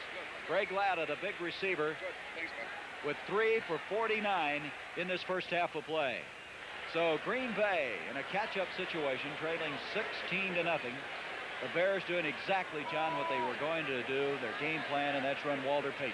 And I think they'll do that in the second half. Bart Starr has to take his team back in there and figure out what they're going to do. Glenn Dickey is 4 for 13 for 33 yards for the entire first half, and that's not much in the way of passing statistics. Running-wise, they haven't done much either. The best is Barty Smith with 10 for 36. They've gained 48 yards overall in rushing. So it's been a nil game for the Green Bay Packers, and you have to wonder, Bart Starr apparently has a contract through 1980. Outside of Green Bay, they say he's in trouble. In Green Bay, they say he's not in so much trouble. Well, let's look at some scores now, Johnny. Minnesota, Atlanta, 7-7. Not very many people scoring very many points against Atlanta. They have a good defense, and Minnesota, if Minnesota happened to drop that game, they would be 4-3, which would mean the winner of this game would be 3-4 and only 1 game out of first place in the Central Division. Washington 23-10 over Philadelphia. The Redskins have to win that. George Allen would go bananas if they didn't. You know, Mark Mosley had a 51-yard field goal in that game, adding the last 3 points. So it's halftime here in Green Bay. The Chicago Bears trying to win game number 3 of the year, lead 16-0. Seating announcement was brought to you as a public service by the National Football League. Well, Johnny Morris, the big talk here at halftime is what can Walter Payton accomplish before the afternoon is over? He's zeroing in on some real big marks. He's already passed Bronco Nagurski and Ronnie Bull for all-time career rushing. He is now 4th on the all-time Bear list for career rushing, and he's only in his 3rd year in the NFL. Bob Thomas kicking off. Over on the fly comes Steve Odom for the Packers. Odom brings it out to the 20. A flag on the play, another flag on the play, and Odom winds his way out to the 32-yard line. But 2 flags were thrown as Odom's forward progress goes to the 32, clipping against Green Bay. So that'll bring that one back. Well, to get back to Walter Payton, his best output in a single game is 183 yards. So if he would go for 22 more yards before the afternoon's over, that would be a personal 1-game high for him. You saw just a moment ago on the screen, he needs 112 yards to break O.J.'s record. That record, I believe, is 273 yards. We have a personal foul. Clipping 51 on the run back. First down. So the penalty on Jim Gano, the linebacker, moves the ball back, and the Packers inherit very poor field position at the 11-yard line. Just underway, second half, 16-0 Chicago. Flag on the play is Barty Smith, able to spin his way to the 14-yard line. Rydalch and Don Reeves, and that combination, we've been speaking to them quite frequently in this game. Ball out to the 14. Chicago was offside, so they're going to get 5 yards on that play to bring the ball outside the 15 to the 16. As you look at that offensive line of Green Bay, Pat Haggerty, our official. You know, you're talking about the wonderful weather here in Green Bay. It is warm for Green Bay, but it is getting a little chilly. Defense. First down. How can you say that? It is so beautiful. It's perfect for football. It's not chilly at all, fans. Okay. Second down, or make that first down and 5 after the 5-yard penalty out to the 16-yard line. Ollie Smith and Bataha flank wide for Lynn Dickey. Dickey gives off to Nate Simpson, and Simpson hammers his way to the 19-yard line. The ball is loose, I believe. Let's see, they're scrambling around at the 19-yard line area. Simpson had to make it out to the 21 for the first down, but the Packers have retained possession. Looked like Dennis Havoc, the veteran who used to play for the Atlanta Falcons and the Houston Oilers. He's the guy that got on the ball, and at the 19-yard line, they're 2 yards short of the first down. 2nd and 2. Barty Smith, the leading rusher in this game for the Packers with 36, and after that, nobody's in double figures for Green Bay. They haven't been able to get that rushing game going. They're 14th in the NFC in that department. Barty Smith again, and Smith cuts it back, and he's got the first down. And the Packers needed that, Johnny, to get something going for him. They certainly did. They almost didn't get it. Billy Newsome knocked him off stride as Mark Concord was blocking, and you'll see Billy Newsome put a hand on him, but it's just good, hard running by Barty Smith. He cut inside there because he saw Newsome and was able to bounce his way forward and get the first down. Good running by Barty Smith. That moves the ball out to the 24-yard line. Bataha to the bottom, Smith to the top of the screen. Play action fake, wide open. Bataha, and this little guy is danger in the open field. Dropped at the 40-yard line by Allen Ellis. Randy Bataha, who played so well for the New England Patriots for so many years, making that catch. Well, Allen Ellis was playing way off. As you watch the bottom of your screen, partial rollout as Bataha came across, no coverage whatsoever. There might have been a little bit of a mix-up. They both were playing off so deep. Bataha was so open, he didn't know where to go. Good play.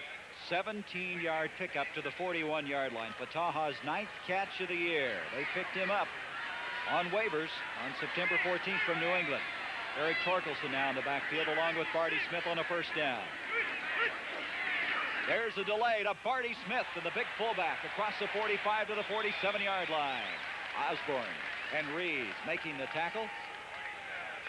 And now you're seeing the value of Barty Smith. Inside, run him north and south, and boy, he can go. Legs driving, get that extra yardage for him. Don Reeves finally on the tackle, but not before he got 6-7 yards. Well, he has 46 yards now on 12 carries as he brings up a 2nd and 5. He came in 21st in the NFC in rushing. From the 46, 2nd and 5. A give to Eric Torkelson, and Torkelson short of the 50-yard line, but a flag was thrown just about the time the play developed. And it's going to be offside against Chicago.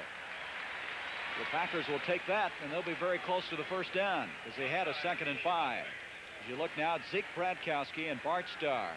Boy, what a duo they were at quarterback in those glory years in Green Bay. Let's listen now to Pat Haggerty. I got you. All right, offside, 68, defense, first down. That's Osborne. It did give him the first down. So now at the bare 49-yard line, Green Bay, after starting with a clipping call on the kickoff, has moved the ball all the way to the Chicago 49-yard line. 16-0, Chicago. Dickey gives off to Torkelson. Torkelson out of Connecticut. And he goes for 8 yards.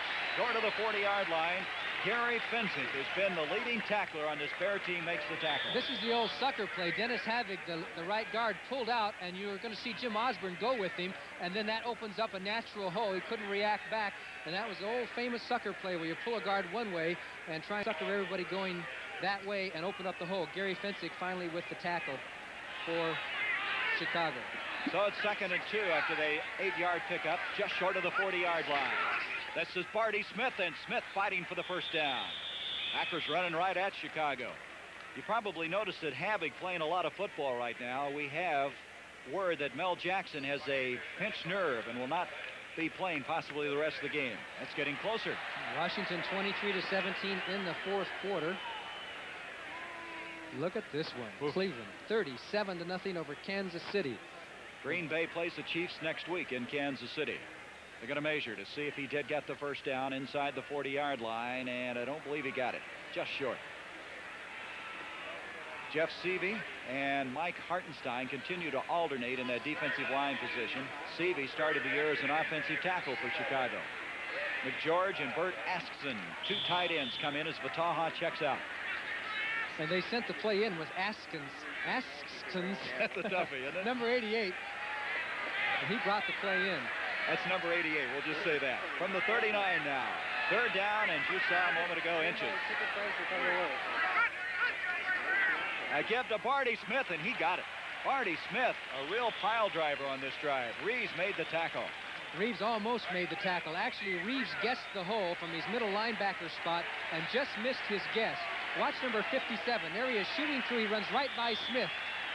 A stop-and-go sign as they went by each other, and Barty Smith pile drive through to get the first down. This is the Packers' best drive of the game so far. Barty Smith now has 50 yards on 14 carries. They're doing exactly what they wanted to do. Start their offense, keep possession of that football. They trail 16-0. The drive now to 37 of Chicago. Nate Simpson now with Smith. This is Nate Simpson. He fumbles the ball. And all the way back out to the 49-yard line.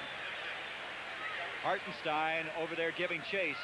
So the mistakes now very costly to Green Bay. Well, that's the kind of a play that can ruin a drive. You get a fumble like that, now they're in a passing situation, 20 yards to go, and you've got some trouble. There's Miami 13-7 over San Diego. The Dolphins going in were 5-1, tied with Baltimore in the Eastern Division. Boy, Don Shula's got that crew back, doesn't he? He sure has. 2nd down, you see the yardage, 21 to go at that long loss back to the 49. Dickey wants to throw on 2nd down. Protection breaking down. Reidels is there. A loss back inside the 45. Also Jim Osborne. Let's watch Reidels. Watch Larry McCarron, 54. He's an optional blocker to get back and help out as Reidels just comes piling through. 2 guys blocked him, and he still made the tackle. First, it was Knutson, and then it was McCarron. He got by them both and made the tackle. And if you don't think, let's see, 3rd and 10, 20, 30, 3rd and 30. It's an acre to go. 3rd and 30, I think. Now, their original line of scrimmage was the 37 of Chicago. They're now on their own 43. Inside, 9.5 minutes to go, 3rd quarter. So the drive now going backwards. 3rd down, 30 yards to go. Dickey, here comes Osborne after him. Lays the ball to Barty Smith. And Barty Smith, quite a collision at the 49-yard line. Coming up on that play was Allen Ellis. We have offside against Chicago on the play. Green Bay, however, picking up more yardage than that on the pass completion. Dickey that time showing a little touch on that pass. Yes, he did. Good grab. I think they'll take another down if they can get it. Ball at the 49. It was 3rd and 30, and of course they're a long ways from the first down. They got to go all the way to the 27-yard line of Chicago. But they would have a 4th down. if in fact they take the ball there, and that's what Dickey's trying to find out right now. All right, Lynn Dickey coming in here hitting 53% of his passes, 4 touchdowns, but 11 interceptions. Last week, 11 of 15. Very fine game against Tampa Bay. So, John, they're going to take it so they can get another crack at the ball. We have offside, number 75, defense. That's Jeff Seavey. Seavey, who played defense at the University of California, then coming to the Bears, moved to the offense. Now he's playing both ways. And he's playing a little defense, and I saw him last night. He says, if I get in, isolate on me. Watch me. 3rd and 25.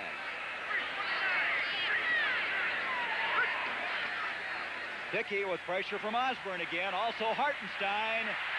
And he just got rid of it. Rich McGeorge is covered. There was nobody open.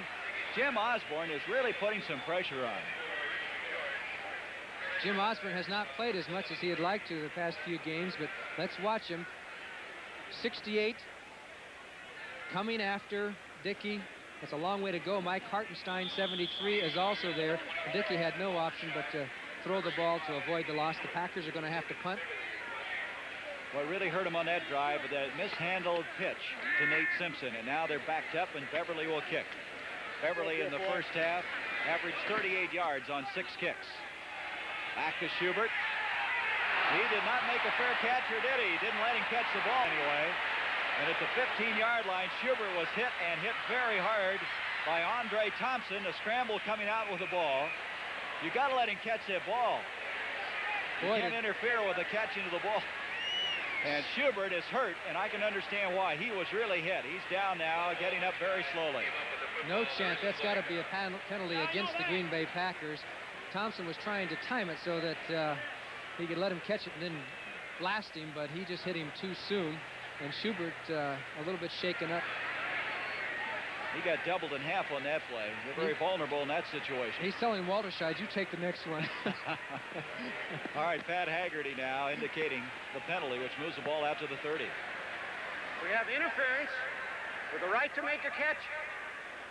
Okay. Out to the 30-yard line. That was a 37-yard kick. The ball at the 30, and Chicago with the football, and also the 16-0 lead. 8 minutes and 52 seconds left to go, third quarter. Warm day here in Green Bay. Temperature kickoff time 52 degrees. We come back with 8:52 left to go in this third quarter. From the 30-yard line, Avellini to John Musso. And Musso brings it out to the 31. Packers having that ball a long time in that initial drive, but not getting any points. Mike Butler making a stop, and Minnesota.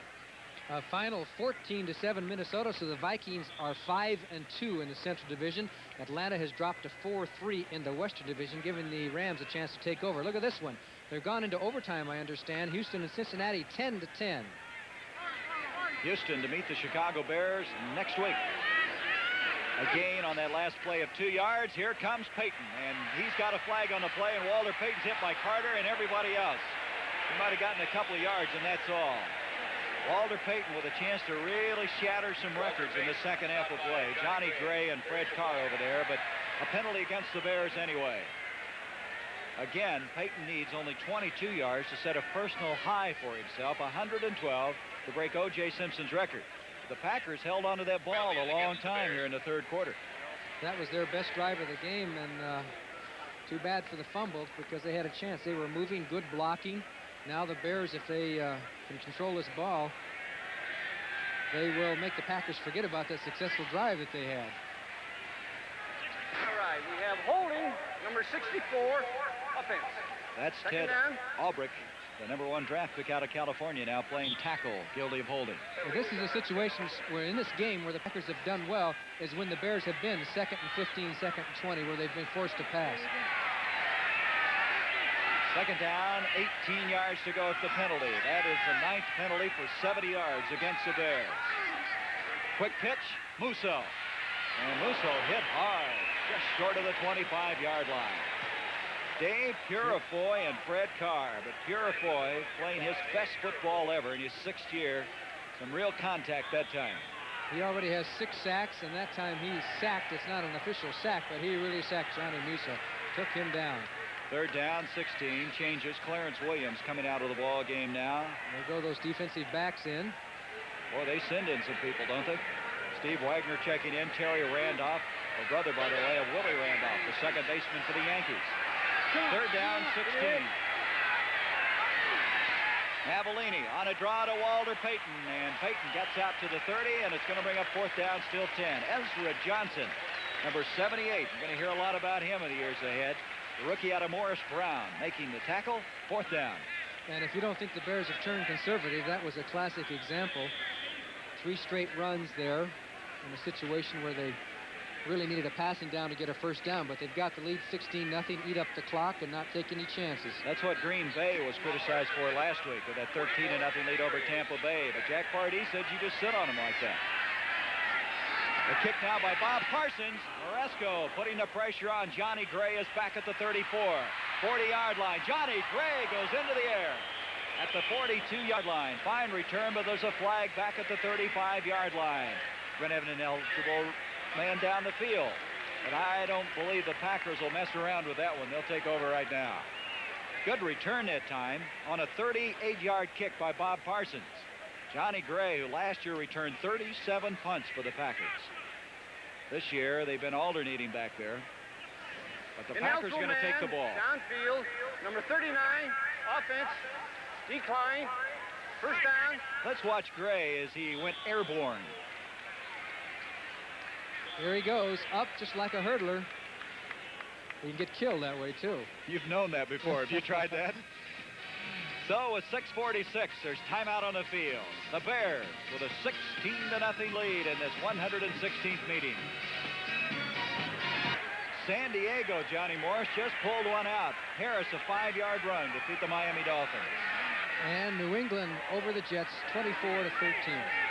From the 42-yard line, a first down for the Packers. They trail 16-0. Lynn Dickey wasting no time. Pressure put on. He dumps it off to Barty Smith. Smith rips it up to the 46-yard line. Doug Buffone, the veteran, he's been in this league 11 years at the University of Louisville. Last year in the second game, tore his Achilles tendon. And some real courage battling back and back into that starting linebacking spot. And there aren't too many people that can come back from a completely torn Achilles tendon and play as well as Doug Buffone has. Many people figured, especially at his age, he was finished. Turdell Middleton now in the backfield. Another rookie is Bart Starr taking a look at the rookies. Simpson and now Middleton. 2nd and 5. Here comes Turdell Middleton. He's a 3rd-round draft pick out of Memphis State, and he's very close to the first down. Ron Rydels, again, the name we call out as he's been on a bunch of tackles in this game. You know, Papa Bear George Halas is back in Chicago, and he's got to be thinking about the old Packer-Bear games like back in 1923. When the Bears beat the Packers 3-0. I wonder if he remembers that specific game. And how about 1924 when it was 5-0 Green Bay over the Bears? Well, the first down indicated by the measurement. What is he, 82 years young, isn't he, George Halas?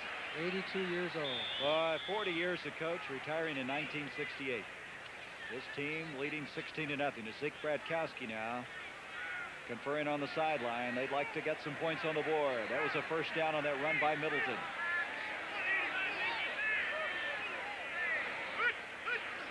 Lynn Dickey, play action to Middleton. This is Vataha. And Vataha, the second catch. Looks like he caught a knee in the side that time, getting up very slowly. Doug Plank was the guy there, and Vataha is hurting. Same pattern to Vataha, down on the quick post with a little run fake, and he's wide open as he's in between the triangle. 3 Chicago Bears, a triangle, but not where the ball was. And there was the knee that he caught from Doug Plank. And that can hurt. Is really hurting right now. This young man is only 170-pounder, 5'10". Look at it again. I don't think it's intentional. It's just that he went down and Plank was trying to go up and over. Doug Plank will hit you. He came up on the fly that time. 16-0, Chicago, 5:22 to go, 3rd quarter.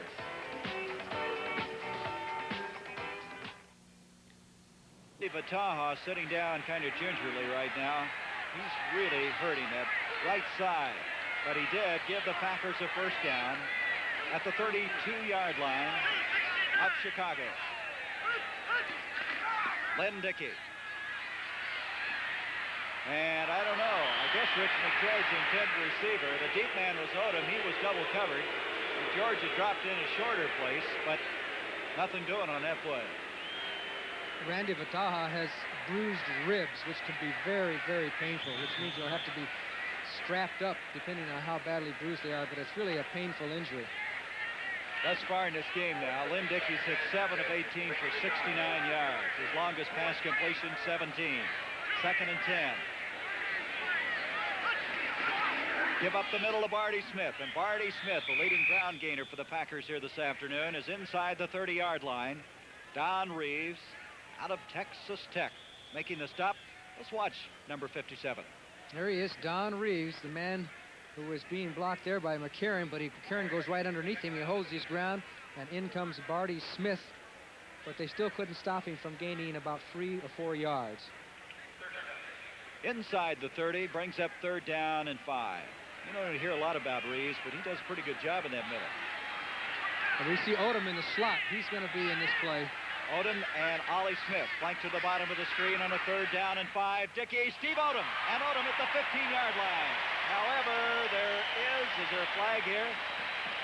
There's a flag inside the 30-yard line, and who's it against? It's holding against Green Bay. And that has been the story today, John. They've really hurt themselves on mishandled balls as well as the penalty. So the completion to the 15-yard line is going to come back. There's Andre Thompson, 43, getting ready to check in. So the 10-yard step-off brings the ball back to the 40-yard line. So all in all, it cost 25 yards. Holding. Number 43. Number 60, offense. Steve Knutson is the one he said, number 60. Let's watch the left guard as he's blocking. And you can see Rideouts get around him. He pulled on his arm. Yes, it was holding. And there is Odom down clear. As you said it, they lost 25 yards on that play. Now it's 3rd and 15. Dickey back again. Dumps it off to Barty Smith. Smith to the 35, lowers his head, and Allen Ellis didn't give a step on that one. Ellis with 3 interceptions this year. He's not a very big guy, but it won. 4th down and 10. A field goal, it'd be much too long, especially against the wind. If they didn't make it, the Bears wouldn't have the greatest field position at the 35-yard line. If they did complete it,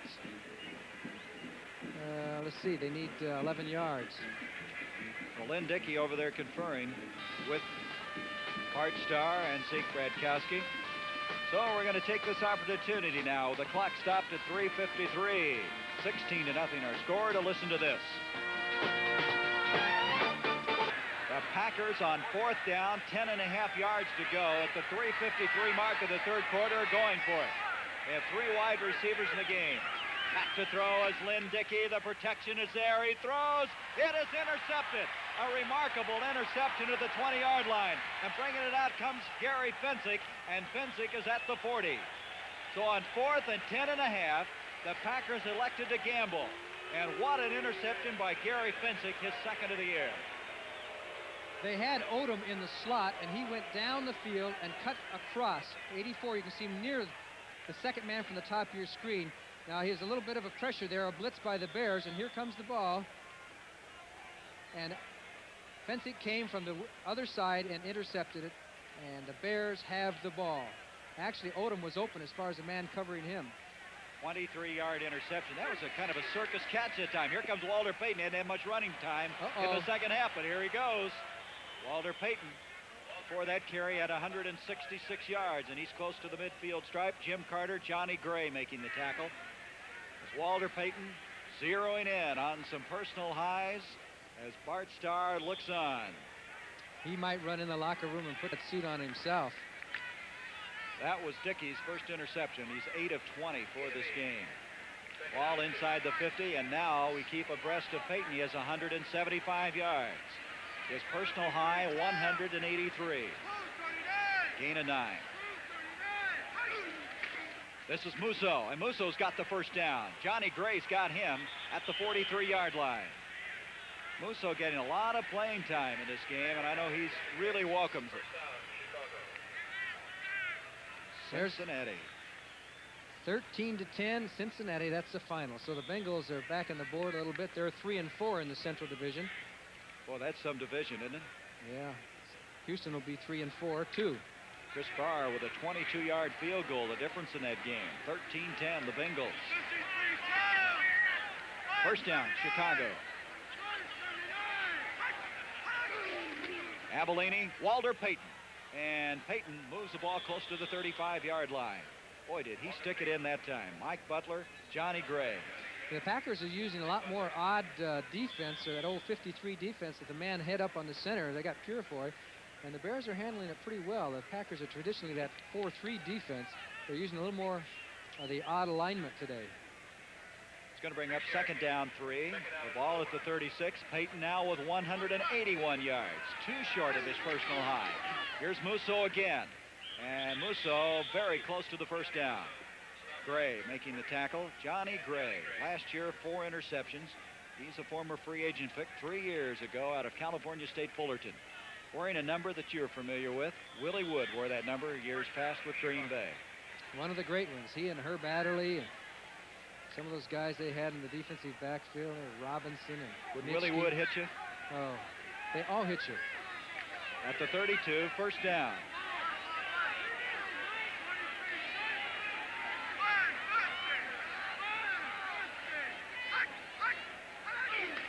Avellini off to Payton, and Payton now has a personal high as he moves that ball to the 27-yard line. Johnny Gray again making the stop.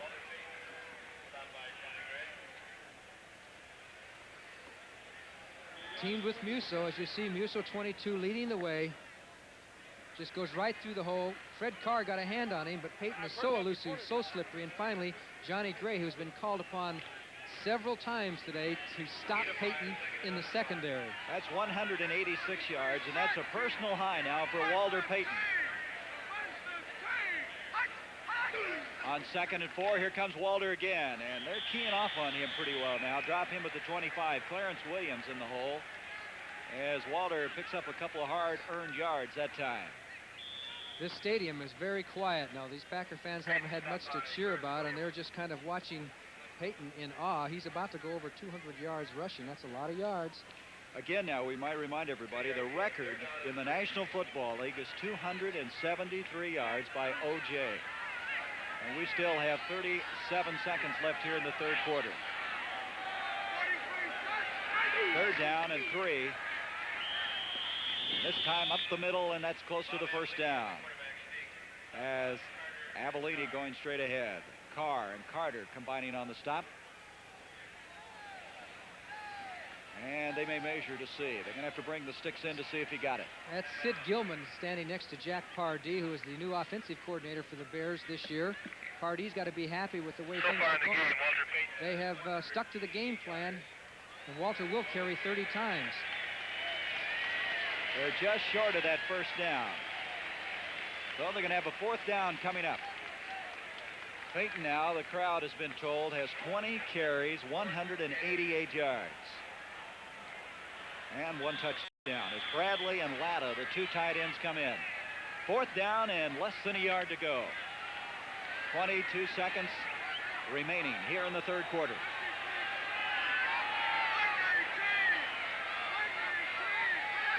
Avellini sneaking ahead, and he's got the first down. Avellini to the 21-yard line, first down, as this third quarter is coming to a close here in Lambeau Field. Chicago Bears haven't had the football all that much in the second half. This is the lead they had at halftime, 16-0.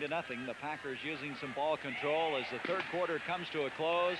Our score after 3 quarters: the Chicago Bears 16, the Green Bay Packers nothing. We now pause for a word from your local station.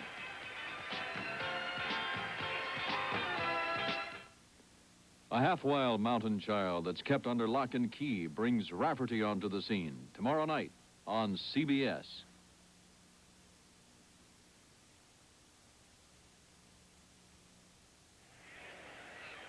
Along with Johnny Morris, this is Gary Bender. We've just gone through a scoreless third quarter. We start the fourth quarter. The Bears with a 16-0 lead. First down at the 21 of Green Bay. Avellini off to Musso. Musso to the 15, and Johnny Musso dives forward to the 12-yard line. Johnny Gray making the tackle. Well, we've talked about Payton all day long. Musso has carried the ball 13 times. And now he has gone over 55. He's gone to 61 yards for the afternoon. And how about the New Orleans Saints, who lead the Rams 24-20 in the third quarter, and Dallas is killing Detroit 30-0 in the third quarter. I had New Orleans last week against St. Louis, and they had 31 points in that game. They have a lot of offense. Hank Stram has that ball moving. Second down, a yard to go. Avellini to Musso, and Musso gets the first down inside the 10-yard line. Inside the 10, first down, Chicago. Last year, the Bears swept the Packers, and that was the first time since 1963. As we look at some of the scores, there is New Orleans, Los Angeles. I tell you, the Saints, you got to score a lot of points against them. And they'll give you a lot of points, though. I'll tell you, they lose 40-35. It's got to be exciting football, but not much defense. First down now, first and goal at the 9-yard line.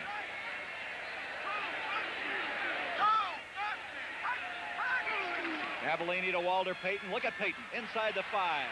He's going to fight his way down close to that goal line. You cannot tackle that guy high because he'll just carry you with him, and he's got to be inside the 1-yard line. There was some excellent blocking, and watch number 22, Johnny Musso, the block that he throws to help Walter. He'll hit Fred Carr, 53, which you can't see too well, as you saw Jimmy Carter kind of run out of the play there, and then Payton just takes 3 or 4 of them to bring him down. Just sheer power. Look at that. Legs keep going. We'll get a better look at the blocking in a second. Watch 22, Musso, hit Fred Carr right there, and out of the play he went. Johnny Gray tried to make the tackle. Second and goal, diving in is Musso. He's in. Touchdown. So the Chicago Bears get some more breathing room. He just barely got over, but that was enough. Walter Payton into the end zone, up on top of that white line. If you're over it with the ball, it's a touchdown. So Walter Payton scoring again. The block from Musso. I think I said Musso carried, but he was the lead blocker that time. He takes it in. It's 22-0. Payton now with 197 yards. 2 touchdowns. Point after attempt, Bob Thomas to kick. Baschnagel a hole. 12:53 remaining. And Bob Thomas adds it. It's 23-0. The Chicago Bears well on their way to victory number 3 of the year, with this 23-0 lead led by the marvelous Walter Payton. Next Saturday, CBS Sports presents live coverage of the Series Championship of Women's Tennis with Chris Evert and Billie Jean King heading the field. That's next Saturday at 2:30. Bob Thomas kicking off. There's part of the crowd. I don't think there's too many happy Packer fans right now. You know, they're really a loyal crowd here. And right now they're sitting very silently, and they've just got to be awed by the play of Walter Payton, who now has 197 yards. Well, they are, if you want to say loyal fans, they don't boo. I don't know how long they'll go along with this and not boo, because fans pay their money and they have a right to boo, but they don't want to boo a Bart Starr team for some reason. 23-0 our score. It's going to be a short kick, and coming up on the fly is Steve Odom. Odom out across the 30, and he fumbled the ball, but it came right back to him. The ball was loose, but it came right back into his grasp at the 31-yard line. So Green Bay trailing 23-0. There's a final, and the Skins needed that one. They defeat the Eagles. 23-17, Baltimore and Pittsburgh. Baltimore losing a tough one last week against New England. Turdell Middleton, number 34 on your screen, comes in. A rookie out of Memphis State, 3rd-round draft pick. Artie Smith will join him in the backfield. Dickey play action fake. Protection is very good. Throws up the field to Steve Odom. Odom dropped immediately by Virgil Livers. Steve Odom got the first down out to the 41-yard line. Nice play by Odom. He came back for the ball as Dickey came up in the pocket. Good execution. It's coming a little bit late for the Packers. You see, you watch Dickey go back, and the pocket comes around him, so he comes forward and then throws to Odom, who is coming back to the ball, so the defender can't do anything but tackle him. Good execution.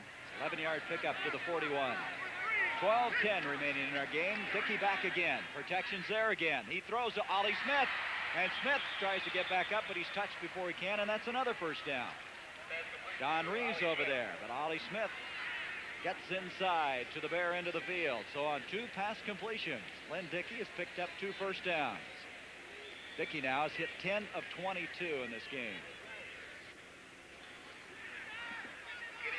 First down. Len Dickey, big guy. He's got the good size, 6'4". They listed about 215, 220. He was hurt in the 10th game last year against Chicago. A shoulder injury, but has come back. Dickey again, the throw. He throws it far side. Turdell Middleton.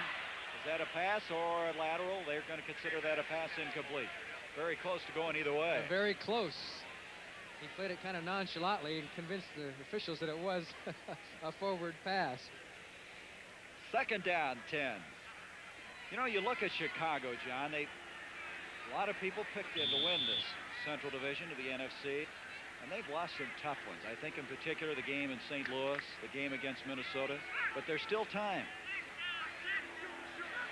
Especially with the Vikings being just 5-2, the Bears will be 3-4. They'll be 2 games out. Dickey back to throw again, 2nd and 10.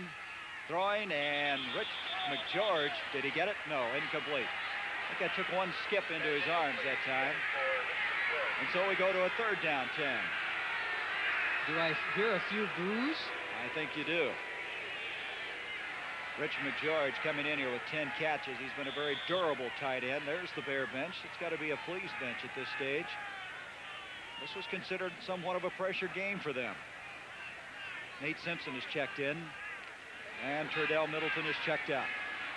Odom, Ollie Smith flanked to the near side. 3rd down, 10.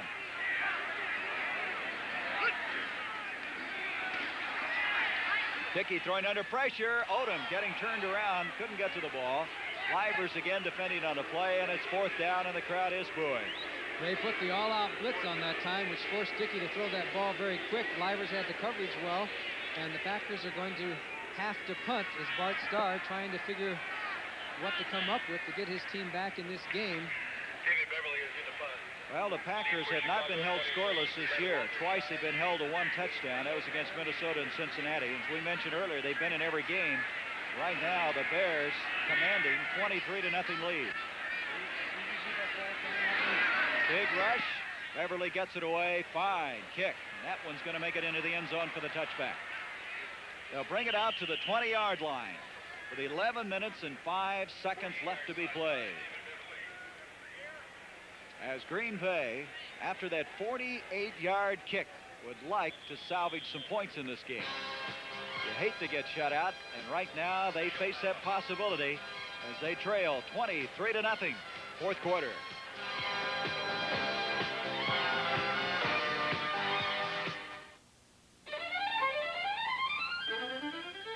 Touch, the first computer TV.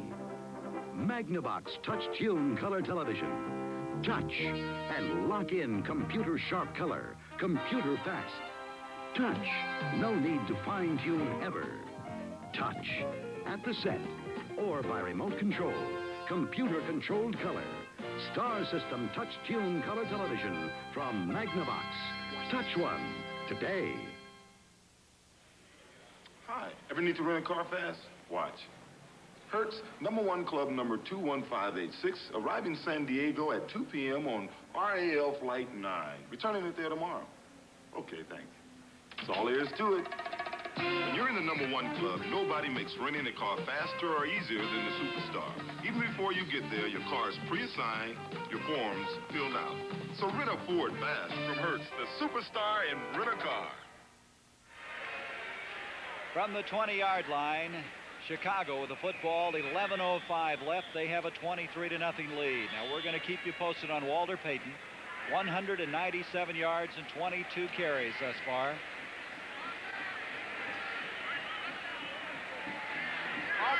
The ball at the 20. Avellini has Fashnegal. To the bottom of the screen along with Scott. Here's Walter Payton cutting back against the grain. And the great running back brings it outside of the 27-yard line. Johnny Gray again making the tackle. He's got to be the leading tackle in this game. Now here's Payton. He is so quick. It was kind of like the draw play. It was off to the left, but you have some options there. He plays off of Noah Jackson's block and then takes off and almost broke this for a long one. He was just getting under gear, and Johnny Gray made the stop along with Butler. Now they've taken Payton out of the game. There he is, and we have him with 205 yards on 23 carries. And Robin Earl, the rookie, comes in, and this is Robin Earl carrying the ball now. And he brings it out to the 35-yard line. That may be the last we'll see of Payton today. But what a remarkable effort by him. 2 touchdowns, 205 yards. 69 yards is what he would need to break O.J.'s record. He came in here leading everybody with 653 yards. The closest to him was Mark Van Egan of the Oakland Raiders, and he was 69 yards behind him at the start of the day. Inside 10 minutes to go. First down. Avellini off to Musso. Nothing doing on that play. Backed up very well that time. Jim Gano, second-year man from Tulane, making the tackle for Green Bay. Well, you have to speculate on the plight of Bart Starr. His first year they were 4-10. Last year they were 5-9. And now they're 2-5. With the prospects for the rest of the season, it looks like maybe if they're lucky 5-9, maybe 6-8.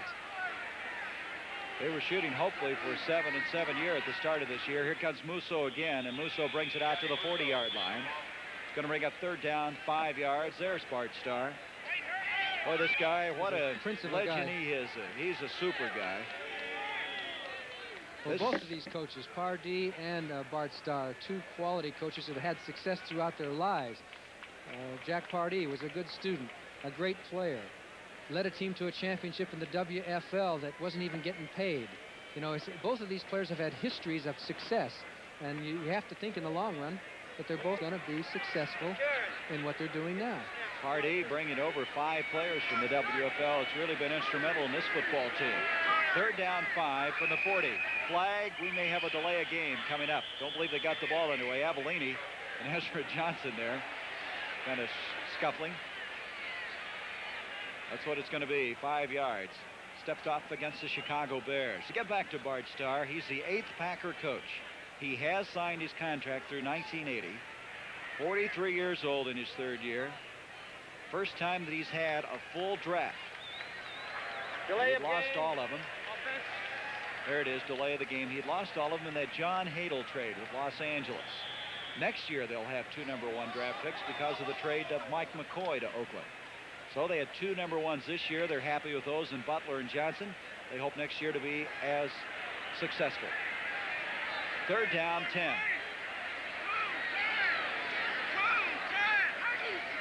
Hey, look at this. Bob Avellini. He got the first down. I'll tell you, nobody knew where he was there for a moment. I think he's shaken up on this play, too. He paid for it. He paid for it. Johnny Gray really laid into him, and Steve Luke. But did he fool him as he comes right up? And the Piper, the center, didn't even have to block anybody. And there goes. Now watch Johnny Gray, 24, and Steve Luke. They hit him head on, and it jolted Bob, and I think he might be a little bit dizzy as he goes off the field. But it was sure a successful play. He goes off, and Mike Phipps is going to make his first appearance ever this year. He has not played at all in a regular season of play. Picked up from the Cleveland Browns, a former Purdue standout. There he is, number 15. He gives off to Robin Earl, and look at him, 250 pounds of running back. And he's got a first down inside the 45-yard line. There are a lot of Chicago Bears who hadn't played this year as far as from scrimmage. Robin Earl, Johnny Musso hadn't played much, and they're all getting a chance to play. And Robin Earl at 250 pounds. That's Whitehurst. There you see Whitehurst, who may get a chance to play in this game. And Bart Starr is very high on Mr. Whitehurst from Furman. He was an 8th-round draft pick. He has not thrown a pass. He has taken a couple of snaps, but hasn't thrown a pass previous to today. First down on that last run by Robin Earl. Mike Phipps giving off to Musso. He spun around, going little or nowhere. John Brockington, we understand, just scored the first touchdown of the day for the Kansas City Chiefs. But look at that score, would you? 44-7. John Brockington, who's still being paid, I think, by the Green Bay Packers, but that's okay, I guess. Brockington, went over 5,000 yards in his career. He had a couple of fine years here. Art Best coming in. A lot of changes now for Chicago. Art Best, a running back they acquired from the Los Angeles Rams. He was a 6th-round draft pick for the Rams this year. Ashnagle, Scott to the bottom of the screen. Here comes Earl again. Look at him go. Robin Earl's going to take it down to the 10, and he's going to be knocked out of bounds at the 7. Robin Earl showing some quickness and speed for a big guy. Mike McCoy eventually caught him, and Earl, a hulk of a man, can run. And Noah Jackson, 65, was as happy as anybody. Watch 65, Noah Jackson pulling and kick his man out to provide the hole as Robin Earl, 250 pounds, gets away there from Gray and turns it on. Finally, Buchanan, I believe, is the one who knocks him out of the bound. McCoy, and he goes out of bounds. But remember, he's 250 pounds, and they're going to have to come up with a nickname for him. I tell you, John, he showed me something on that play. First and goal at the 8-yard line. That was a 34-yard run by Robin Earl. Mike Phipps, his first pass of the year. Scott can't handle it. Good defensive play that time by Willie Buchanan. Willie Buchanan, he's been quite a player. He's broken his leg twice, but he is a quality defensive back. Well, that time they just told Scott to run, and they hope that the receiver spots the ball first, and Buchanan was right there to knock it away from James Scott. I think that's the first pass to James Scott today, who is averaging 21 yards per catch. Good play by Buchanan. He came in here 3rd in the NFC, so Phipps, with his first attempt, very close to 6 points. 2nd and goal at the 8. 6:14 left in this game. 23-0, Chicago. Phipps giving off to Art Best. Best gets a block and moves to the 5.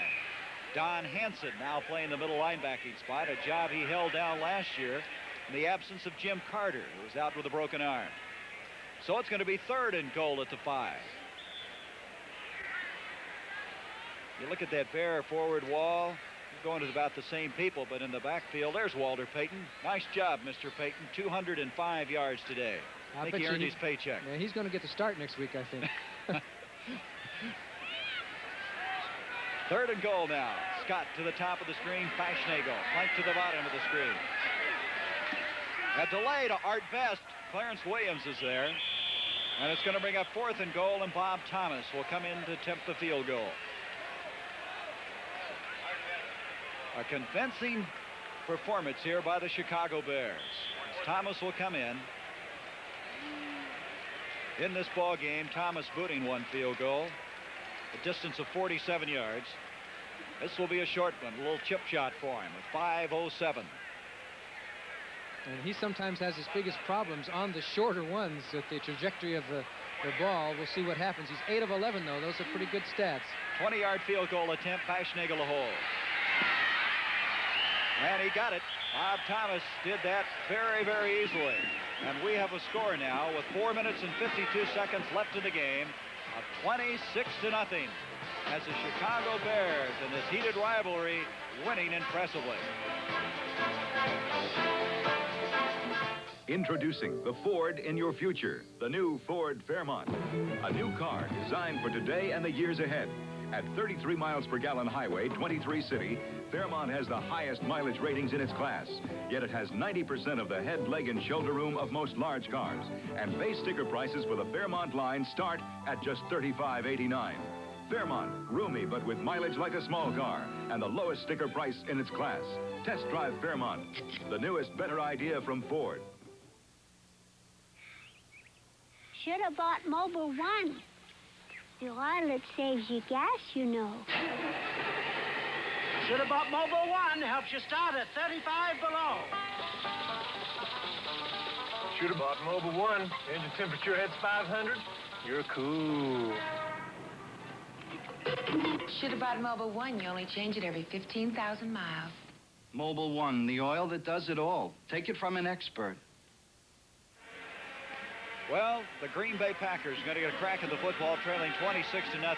Johnny Morris, thus far in this game, the Bears have rushed for 368 yards. Bob Thomas kicking off. He just kicked a 20-yard field goal. Picked up short by Colbert. He ran one back earlier, and this time he's going to bring it out to the 23 or 33. Here's a young man that Bart Starr said was a pleasant surprise. Colbert out of Oklahoma. Robin Earl making the tackle. And now a new quarterback is coming into the ball game. David Whitehurst, number 17, out of Furman University. Has not thrown a pass thus far. He's 6'2", 205, an 8th-round draft pick. They think that he is going to be a fine prospect, an excellent runner, and had some good preseason games. With 4:44, he gets a shot at it. Watch out, watch out. Here comes Plank. Doug Plank on a safety blitz, and Whitehurst didn't have a chance. Well, they knew a new quarterback was coming in, hadn't played that much, and the Bears came with the all-out blitz, the safety blitz, and figured they would give him a fast indoctrination. Watch 46 there sneaking up on the line. He comes through, there's nobody to block him, and Mr. Whitehurst says, that's not the way it was drawn up on the chart. And that's not the way they played in college. And that amazing Plank. Plank is out 3 games with that knee injury. I don't think there's anybody in the league that hits any harder than he does at his position. Oh, he really hits him. You know, the Bears have done well defensively without Wally Chambers. They've held him out. Torkelson and Colbert, the running backs now for Green Bay. On a 2nd and 25, Whitehurst to try it again. He's going to run it. Comes up now, and he threw the ball to Torkelson, incomplete. He almost came across that line of scrimmage before he threw the ball, but just before he did, he released it incomplete. Whitehurst, as we said, is a fine runner. He passed for over 3,000 yards in his career at Furman and is a 4-year starter there. But his team ran the fear in college, so he's got a few adjustments to make to the pro ranks. Plus, when he comes into a game, his team is trailing 26-0. It's 3rd down and 25, and they're expecting the passes. He's coming in under the most difficult circumstances, but I guess you get indoctrinated in a hurry that way, so Bart Starr gets a chance to see him under real fire. 3rd down, 25.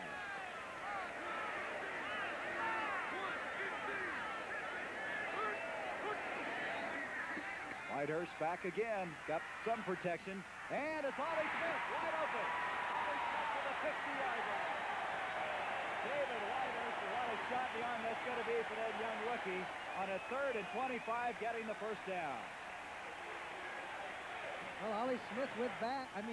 Whitehurst went back, and he saw Smith coming across the center, put the ball right on the dime, and Plank made the sure tackle, but not before they got the first down. So the Packers have a chance to get on the board. You're going to see Doug Plank, 46, as he's dropping off in his free zone, reacts to it, and then comes up and makes the tackle, and it was a sure tackle. He went for the hips, got the arms around, and brought him down.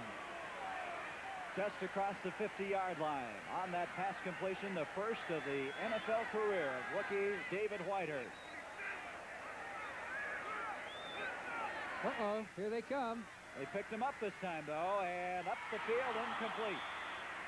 Andre Thompson, the intended receiver, at the 36-yard line. Allen Ellis defending. And you were right, Gary. They did pick up the blitz that time very well. The Bears blitzed 2 men, a safety blitz, and they never got through. So the Packers now, I tell you, John, when you play on a football team, you just hate to get shut out, don't you? Yes. Boy, that's what they'd like to do. Somehow get on this board. Especially in professional football. You're supposed to be able to put points on the board. Whitehurst now 1 of 3 for 32 yards. That pass completion of 32 yards. Ollie Smith. Here they come again. Watch out. They picked it up pretty well. Whitehurst. This is Thompson. He's got it. First down. Andre Thompson from East Texas State, a 5th-round draft pick. He was on the injured reserve list last year. The blitz, the Packers' middle of the line picked it up as Whitehurst held his ground, hit Thompson, brought it in, and it's another first down. You can see the pressure, 46 on the safety blitz, and there was Colbert making a nice block, and Plank could not get through in time to stop the pass. Whitehurst throwing the ball very well. First down now at the 35-yard line of Chicago. Give up the middle. Here comes Colbert to the 20. Hit hard there. Gary Finsick hit him. And 2 young rookies now, Colbert and Whitehurst, giving the Packers a real lift. And Colbert was actually a second stringer at Oklahoma for much of the time. Nice running. Spivey missed the tackle, but Pensick makes it. But the Packers have a good chance now to get on the board to avert that shutout. 26-0 Chicago. Our statistician Jim Palm indicating that was an 18-yard run by Culbreth, who had only 2 carries coming into the day. Now at the 17-yard line. The Packers on the move, coming close to the 2-minute warning.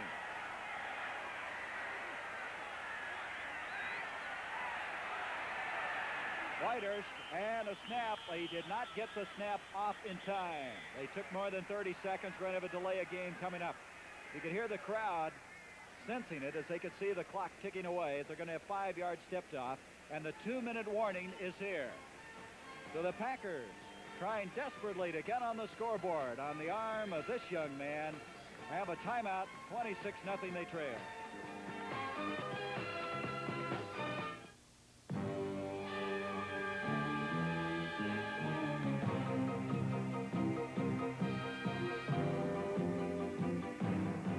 Stuntman.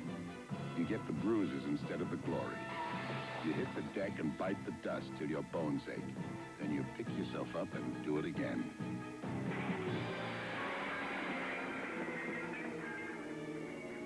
Okay, cut!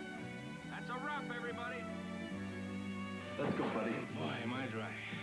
But now comes Miller time. Time to wrap it up and reach for the best tasting beer you can find. Miller High Life, America's quality beer since 1855. If you've got the time, we've got the beer. Miller tastes too good to hurry through. When it's time to relax, we've got the beer. Miller beer.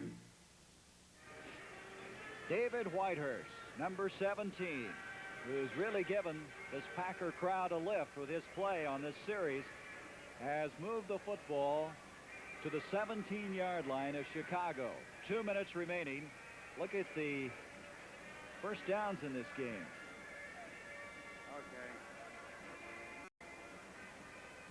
2 minutes left exactly as Whitehurst, looking at his backfield, he had Culbreth in there earlier, the young man from Oklahoma. Torkelson, number 26. Concar, their number 1 draft pick a year ago from the University of Colorado. Young offensive line. Cook, number 68, by the way, as you're looking at, is their number 2 pick in the 2nd round out of Arkansas, and they feel, John, that he has a bright future. These Packer fans are staying here. You would think at 26-0 that you might figure, oh, well, so they score a touchdown. But a touchdown is very important to everybody around here. You can tell that. And I think for Mr. Whitehurst, it's even more important. Well, they just now stepped off that 5-yard penalty, so they moved the ball back out to the 22. And now we have a 1st and 15 for the Packers. 2 minutes left to go. Whitehurst back to throw. Very good protection. Throwing for the corner. Thompson. Blank was over there. Also, Doug Buffone. Double coverage in the coffin corner. Somebody just took our CBS banner. Well, not in the act. Now they're going to get it back from him. Well, that plus a nickel gets you a cup of coffee, huh? He's going to walk off with it. All right. One of our affiliates, WBBM. News Radio 78. Yes, sir. Well, the double coverage that time. With 1:55 left to go in the game. Is there now, I guess, with 1:55. What do we got here, John? Are they exercising a 2-minute warning now? They had it earlier.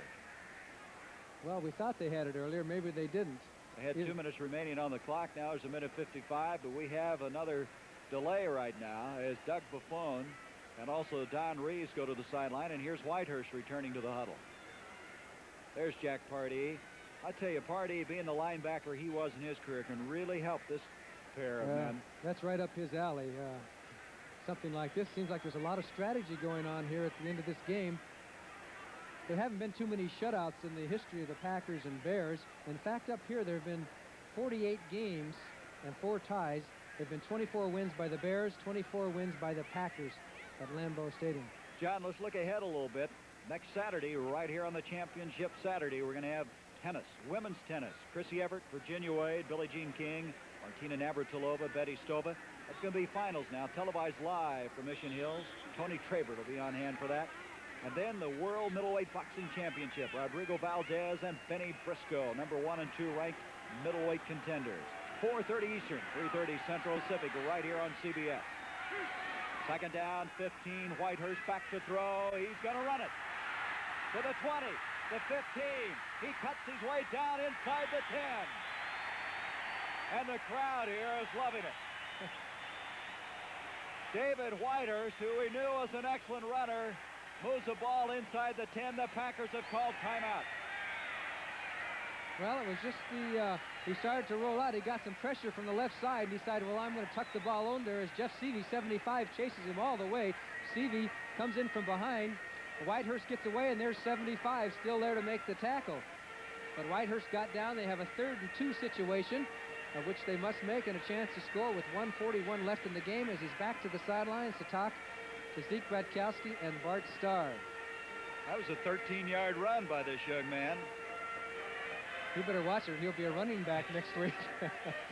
Well, the Packers have had a tough time, John. As you know, they're last in all of the National Football League in rushing. And today, their best effort by Barty Smith, 54 yards.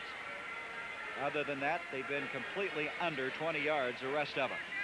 Looking ahead now to the CBS Sports Spectacular, the Laurel Race Course in Maryland. We're going to have the 26th running of the Washington, D.C. International on a 1.5-mile grass course. And then this is something that's really interesting. The world's strongest men, John. We're going to have the automobile tire toss.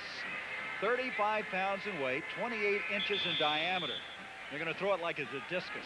Well, there's no automobile tire that I can think of that weighs 35 pounds. Maybe it's a truck tire. Maybe it has the rim involved, too. I don't know. Well, that's the 5th event of that decathlon, the tire toss. It sounds like fun. 4:30 Eastern, 3:30 Central Pacific. Whitehurst now 3rd down 2, just inside the 10.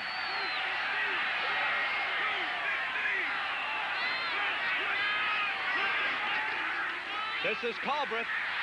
Colbreth is going to make it to about the 8-yard line, and that's all. That play didn't develop very quickly. Now it's 4th down. 4th down coming up. They're very close to the first down. They may have measurement, not quite. They went to the outside on a 3rd and 2 situation, and what happened was, see that hesitation to come back to the side. He could have gotten the first down, but he's trying to go for more than the first down. So they're going to have a 4th down situation. 4th down and really about a half yard to go. There's your time on the screen, 1:30. The Packers using another timeout. 1:30 remaining.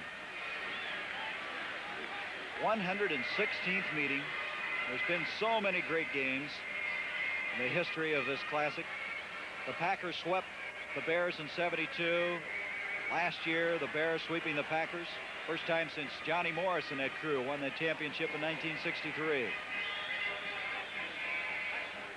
The ball is marked at the 8-yard line. Whitehurst returns to the huddle. Next week, the Packers against Kansas City, and also the Bears go against an AFC team, the Houston Oilers, in the Astrodome. 4th down, a yard to go.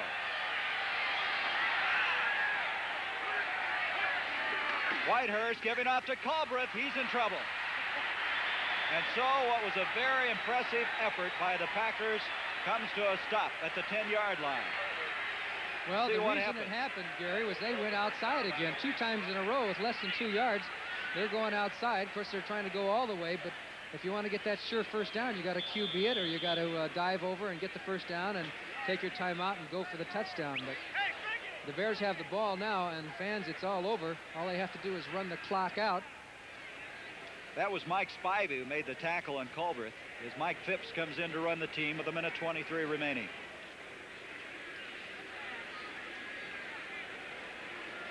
With 1:23 left, 26-0.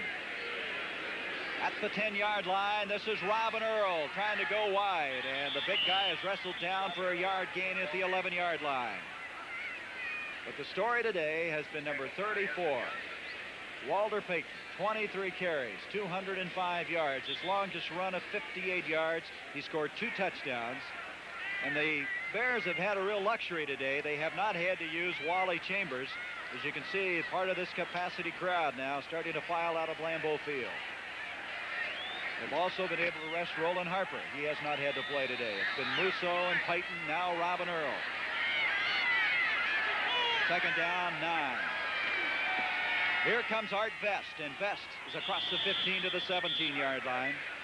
Time ticking away. Johnny Gray, Ezra Johnson making the tackle. Stopped by Johnny Gray.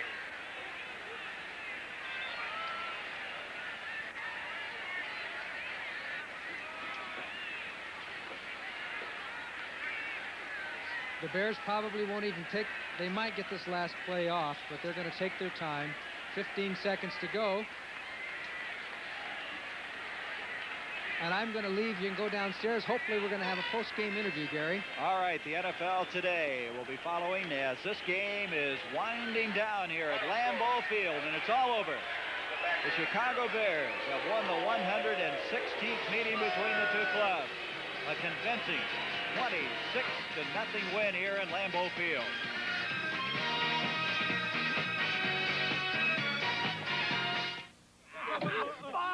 Five on the 50-yard line! Hey, Charlie, it was cold last night. You put in a Prestone antifreeze? Prestone. Who needs Prestone? Prestone? You need Prestone. If your antifreeze is worn out or you don't have enough, you could be in trouble. So put in a fresh fill of Prestone, too, to prevent corrosion and freeze-ups. Prestone. We need Prestone. Prestone. You need Prestone. Come on, old trademark. Time for your walk. What's the hurry? I know where we're going. To where your family began. With the same Levi's blue jeans worn by this man. Hey, you've come quite a ways, little registered Mark.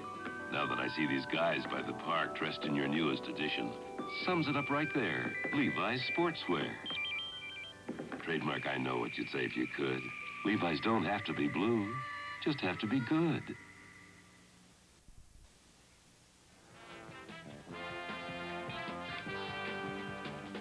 Right now, New Orleans is driving against Los Angeles with time running out in the Superdome. The Saints could pull that one out. Let's get you up to date on the games that are now in progress.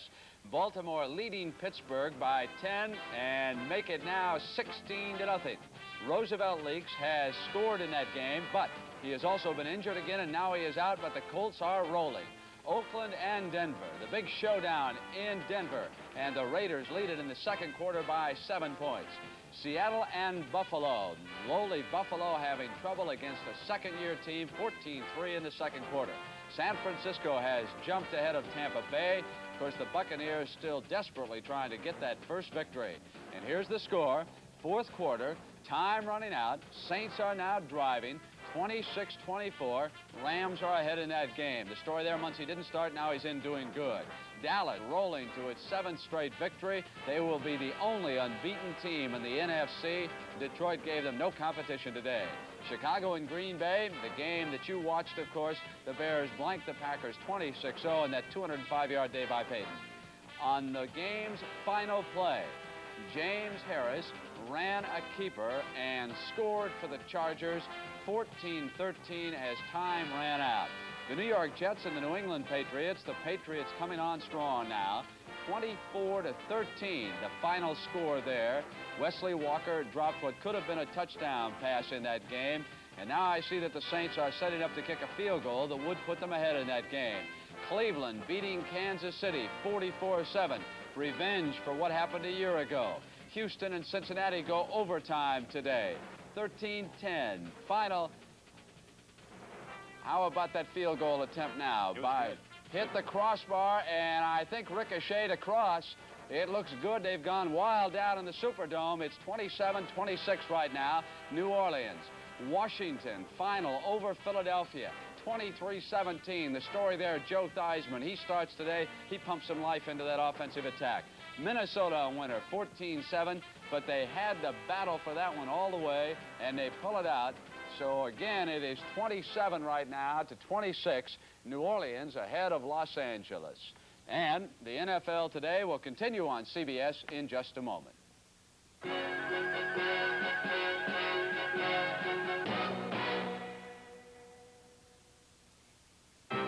Down the Columbia, the Willamette, the Siuslaw. From the great renewable forests, they come. Logs. Logs to build a better America.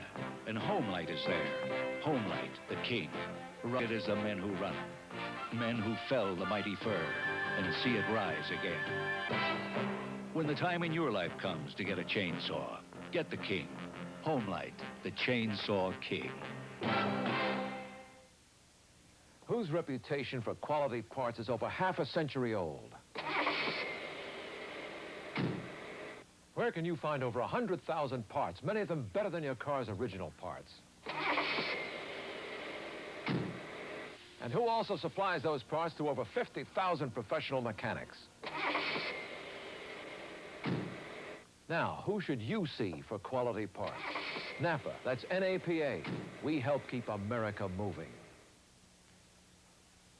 New England added the extra point, or I should say Baltimore added the extra point, so now they lead Pittsburgh by 17 points. San Francisco has scored again, and they lead Tampa Bay by a score of 14-0. And Phyllis, do we have somebody ready now out in Green Bay? I certainly hope we do, and I tell you what, this man, Walter Payton, certainly deserves to be talked to today. He carried the ball 23 times for phenomenal, as you said earlier, 205 yards and 2 TDs, and Irv pointed out that he is leading the league 858 yards, and he's light years above everyone else. I think he said McCutcheon came in second. Let's talk to him. I'm anxious to hear if he even knows he's that far ahead. Johnny Morris, are you ready for us? Ready for us? Ready.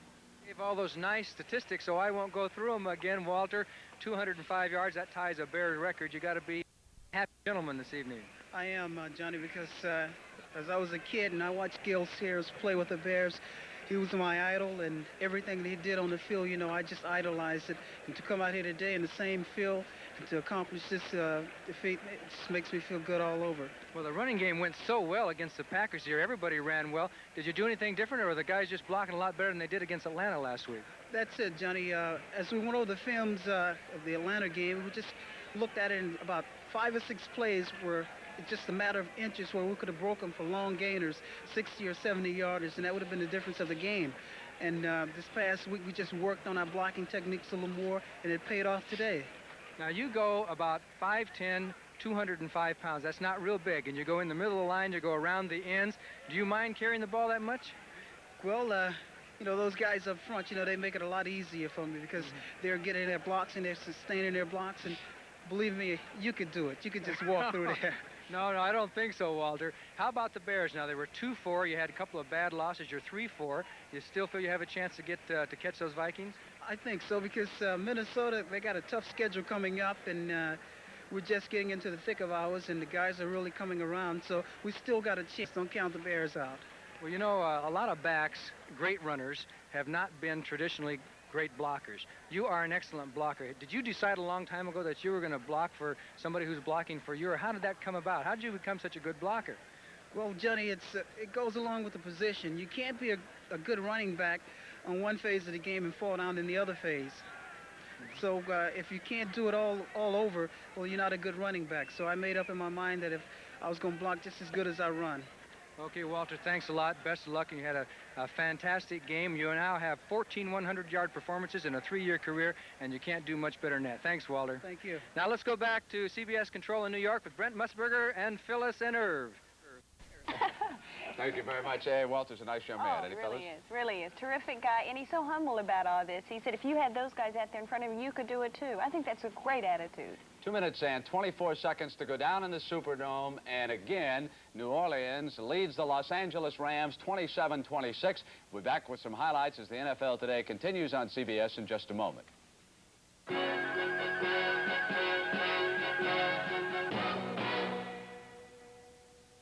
Fred, you're getting married. You gotta look great, so stop shaving.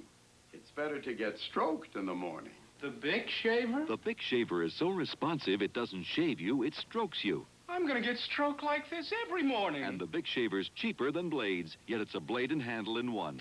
Fred, marriage agrees with you. Well, he really got stroked this morning. The Bic shaver, lots of great shaves from just one Bic shaver. Then it's time for the next. So don't shave, get stroked in the morning. I got enough to worry about. My hairline, my waistline. When it comes to my money, our money. We let someone else help us do the worrying. Our IDS representative. He worries about planning for our future. And that means not just life insurance, but investments and savings, too. IDS, not just insurance, not just investments, but a financial plan designed especially for you. When it comes to your money, let us help you do the worrying. IDS, we help people manage money. We've talked to Walter Payton. Let's see how well he runs, Joe. Brent, you always say that a picture's worth 1,000 words, but you just wonder. Walter Payton does more things with football than I've ever seen a running back do. Of course, they beat the Green Bay Packers by a score of 26-0. This is only an 11-yard run, but watch the way he does it, demonstrating power and determination down to the 5-yard line, setting up a touchdown run by his teammate Johnny Musso, and Chicago took a 6-0 lead. It's Walter Payton again, number 34, who gained 205 yards today, making a tough run inside for a touchdown. Chicago 13-0. Walter Payton again, touchdown Chicago, and Chicago went on to win the game 26-0. He's simply a gorgeous running back. And there's a gorgeous team, the Dallas Cowboys. They're about to be 7-0. No trouble at all today with the Detroit Lions. And let's take a look at some of the highlights. Here's Herrera kicking a 45-yard field goal that made it 6-0. Mark Washington, he replaced Kyle, who was injured in the secondary for the Cowboys. They didn't lose much right there on that pass by Landry. He got back down to the Lions' 18-yard line. Here's Staubach going over the middle to his tight end Dupree, who busts into the end zone for 6. Detroit was able to make only 2 first downs in the first half of that game. Here's Mike Hagman intercepting Landry's pass. And from there, Staubach will throw back across the field. Here he is, Laidlaw. And good blocking, and suddenly it was 20-0 Dallas.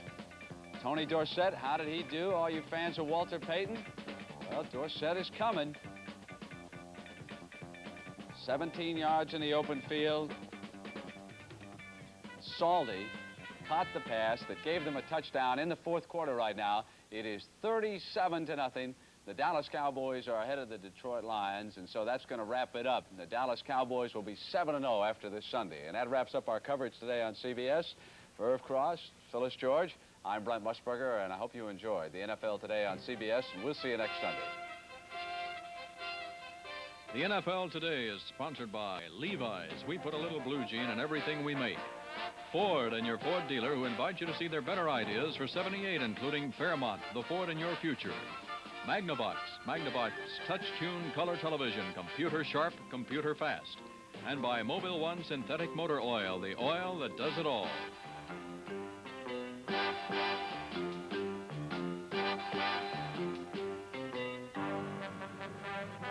The NFL Today is a presentation of CBS Sports.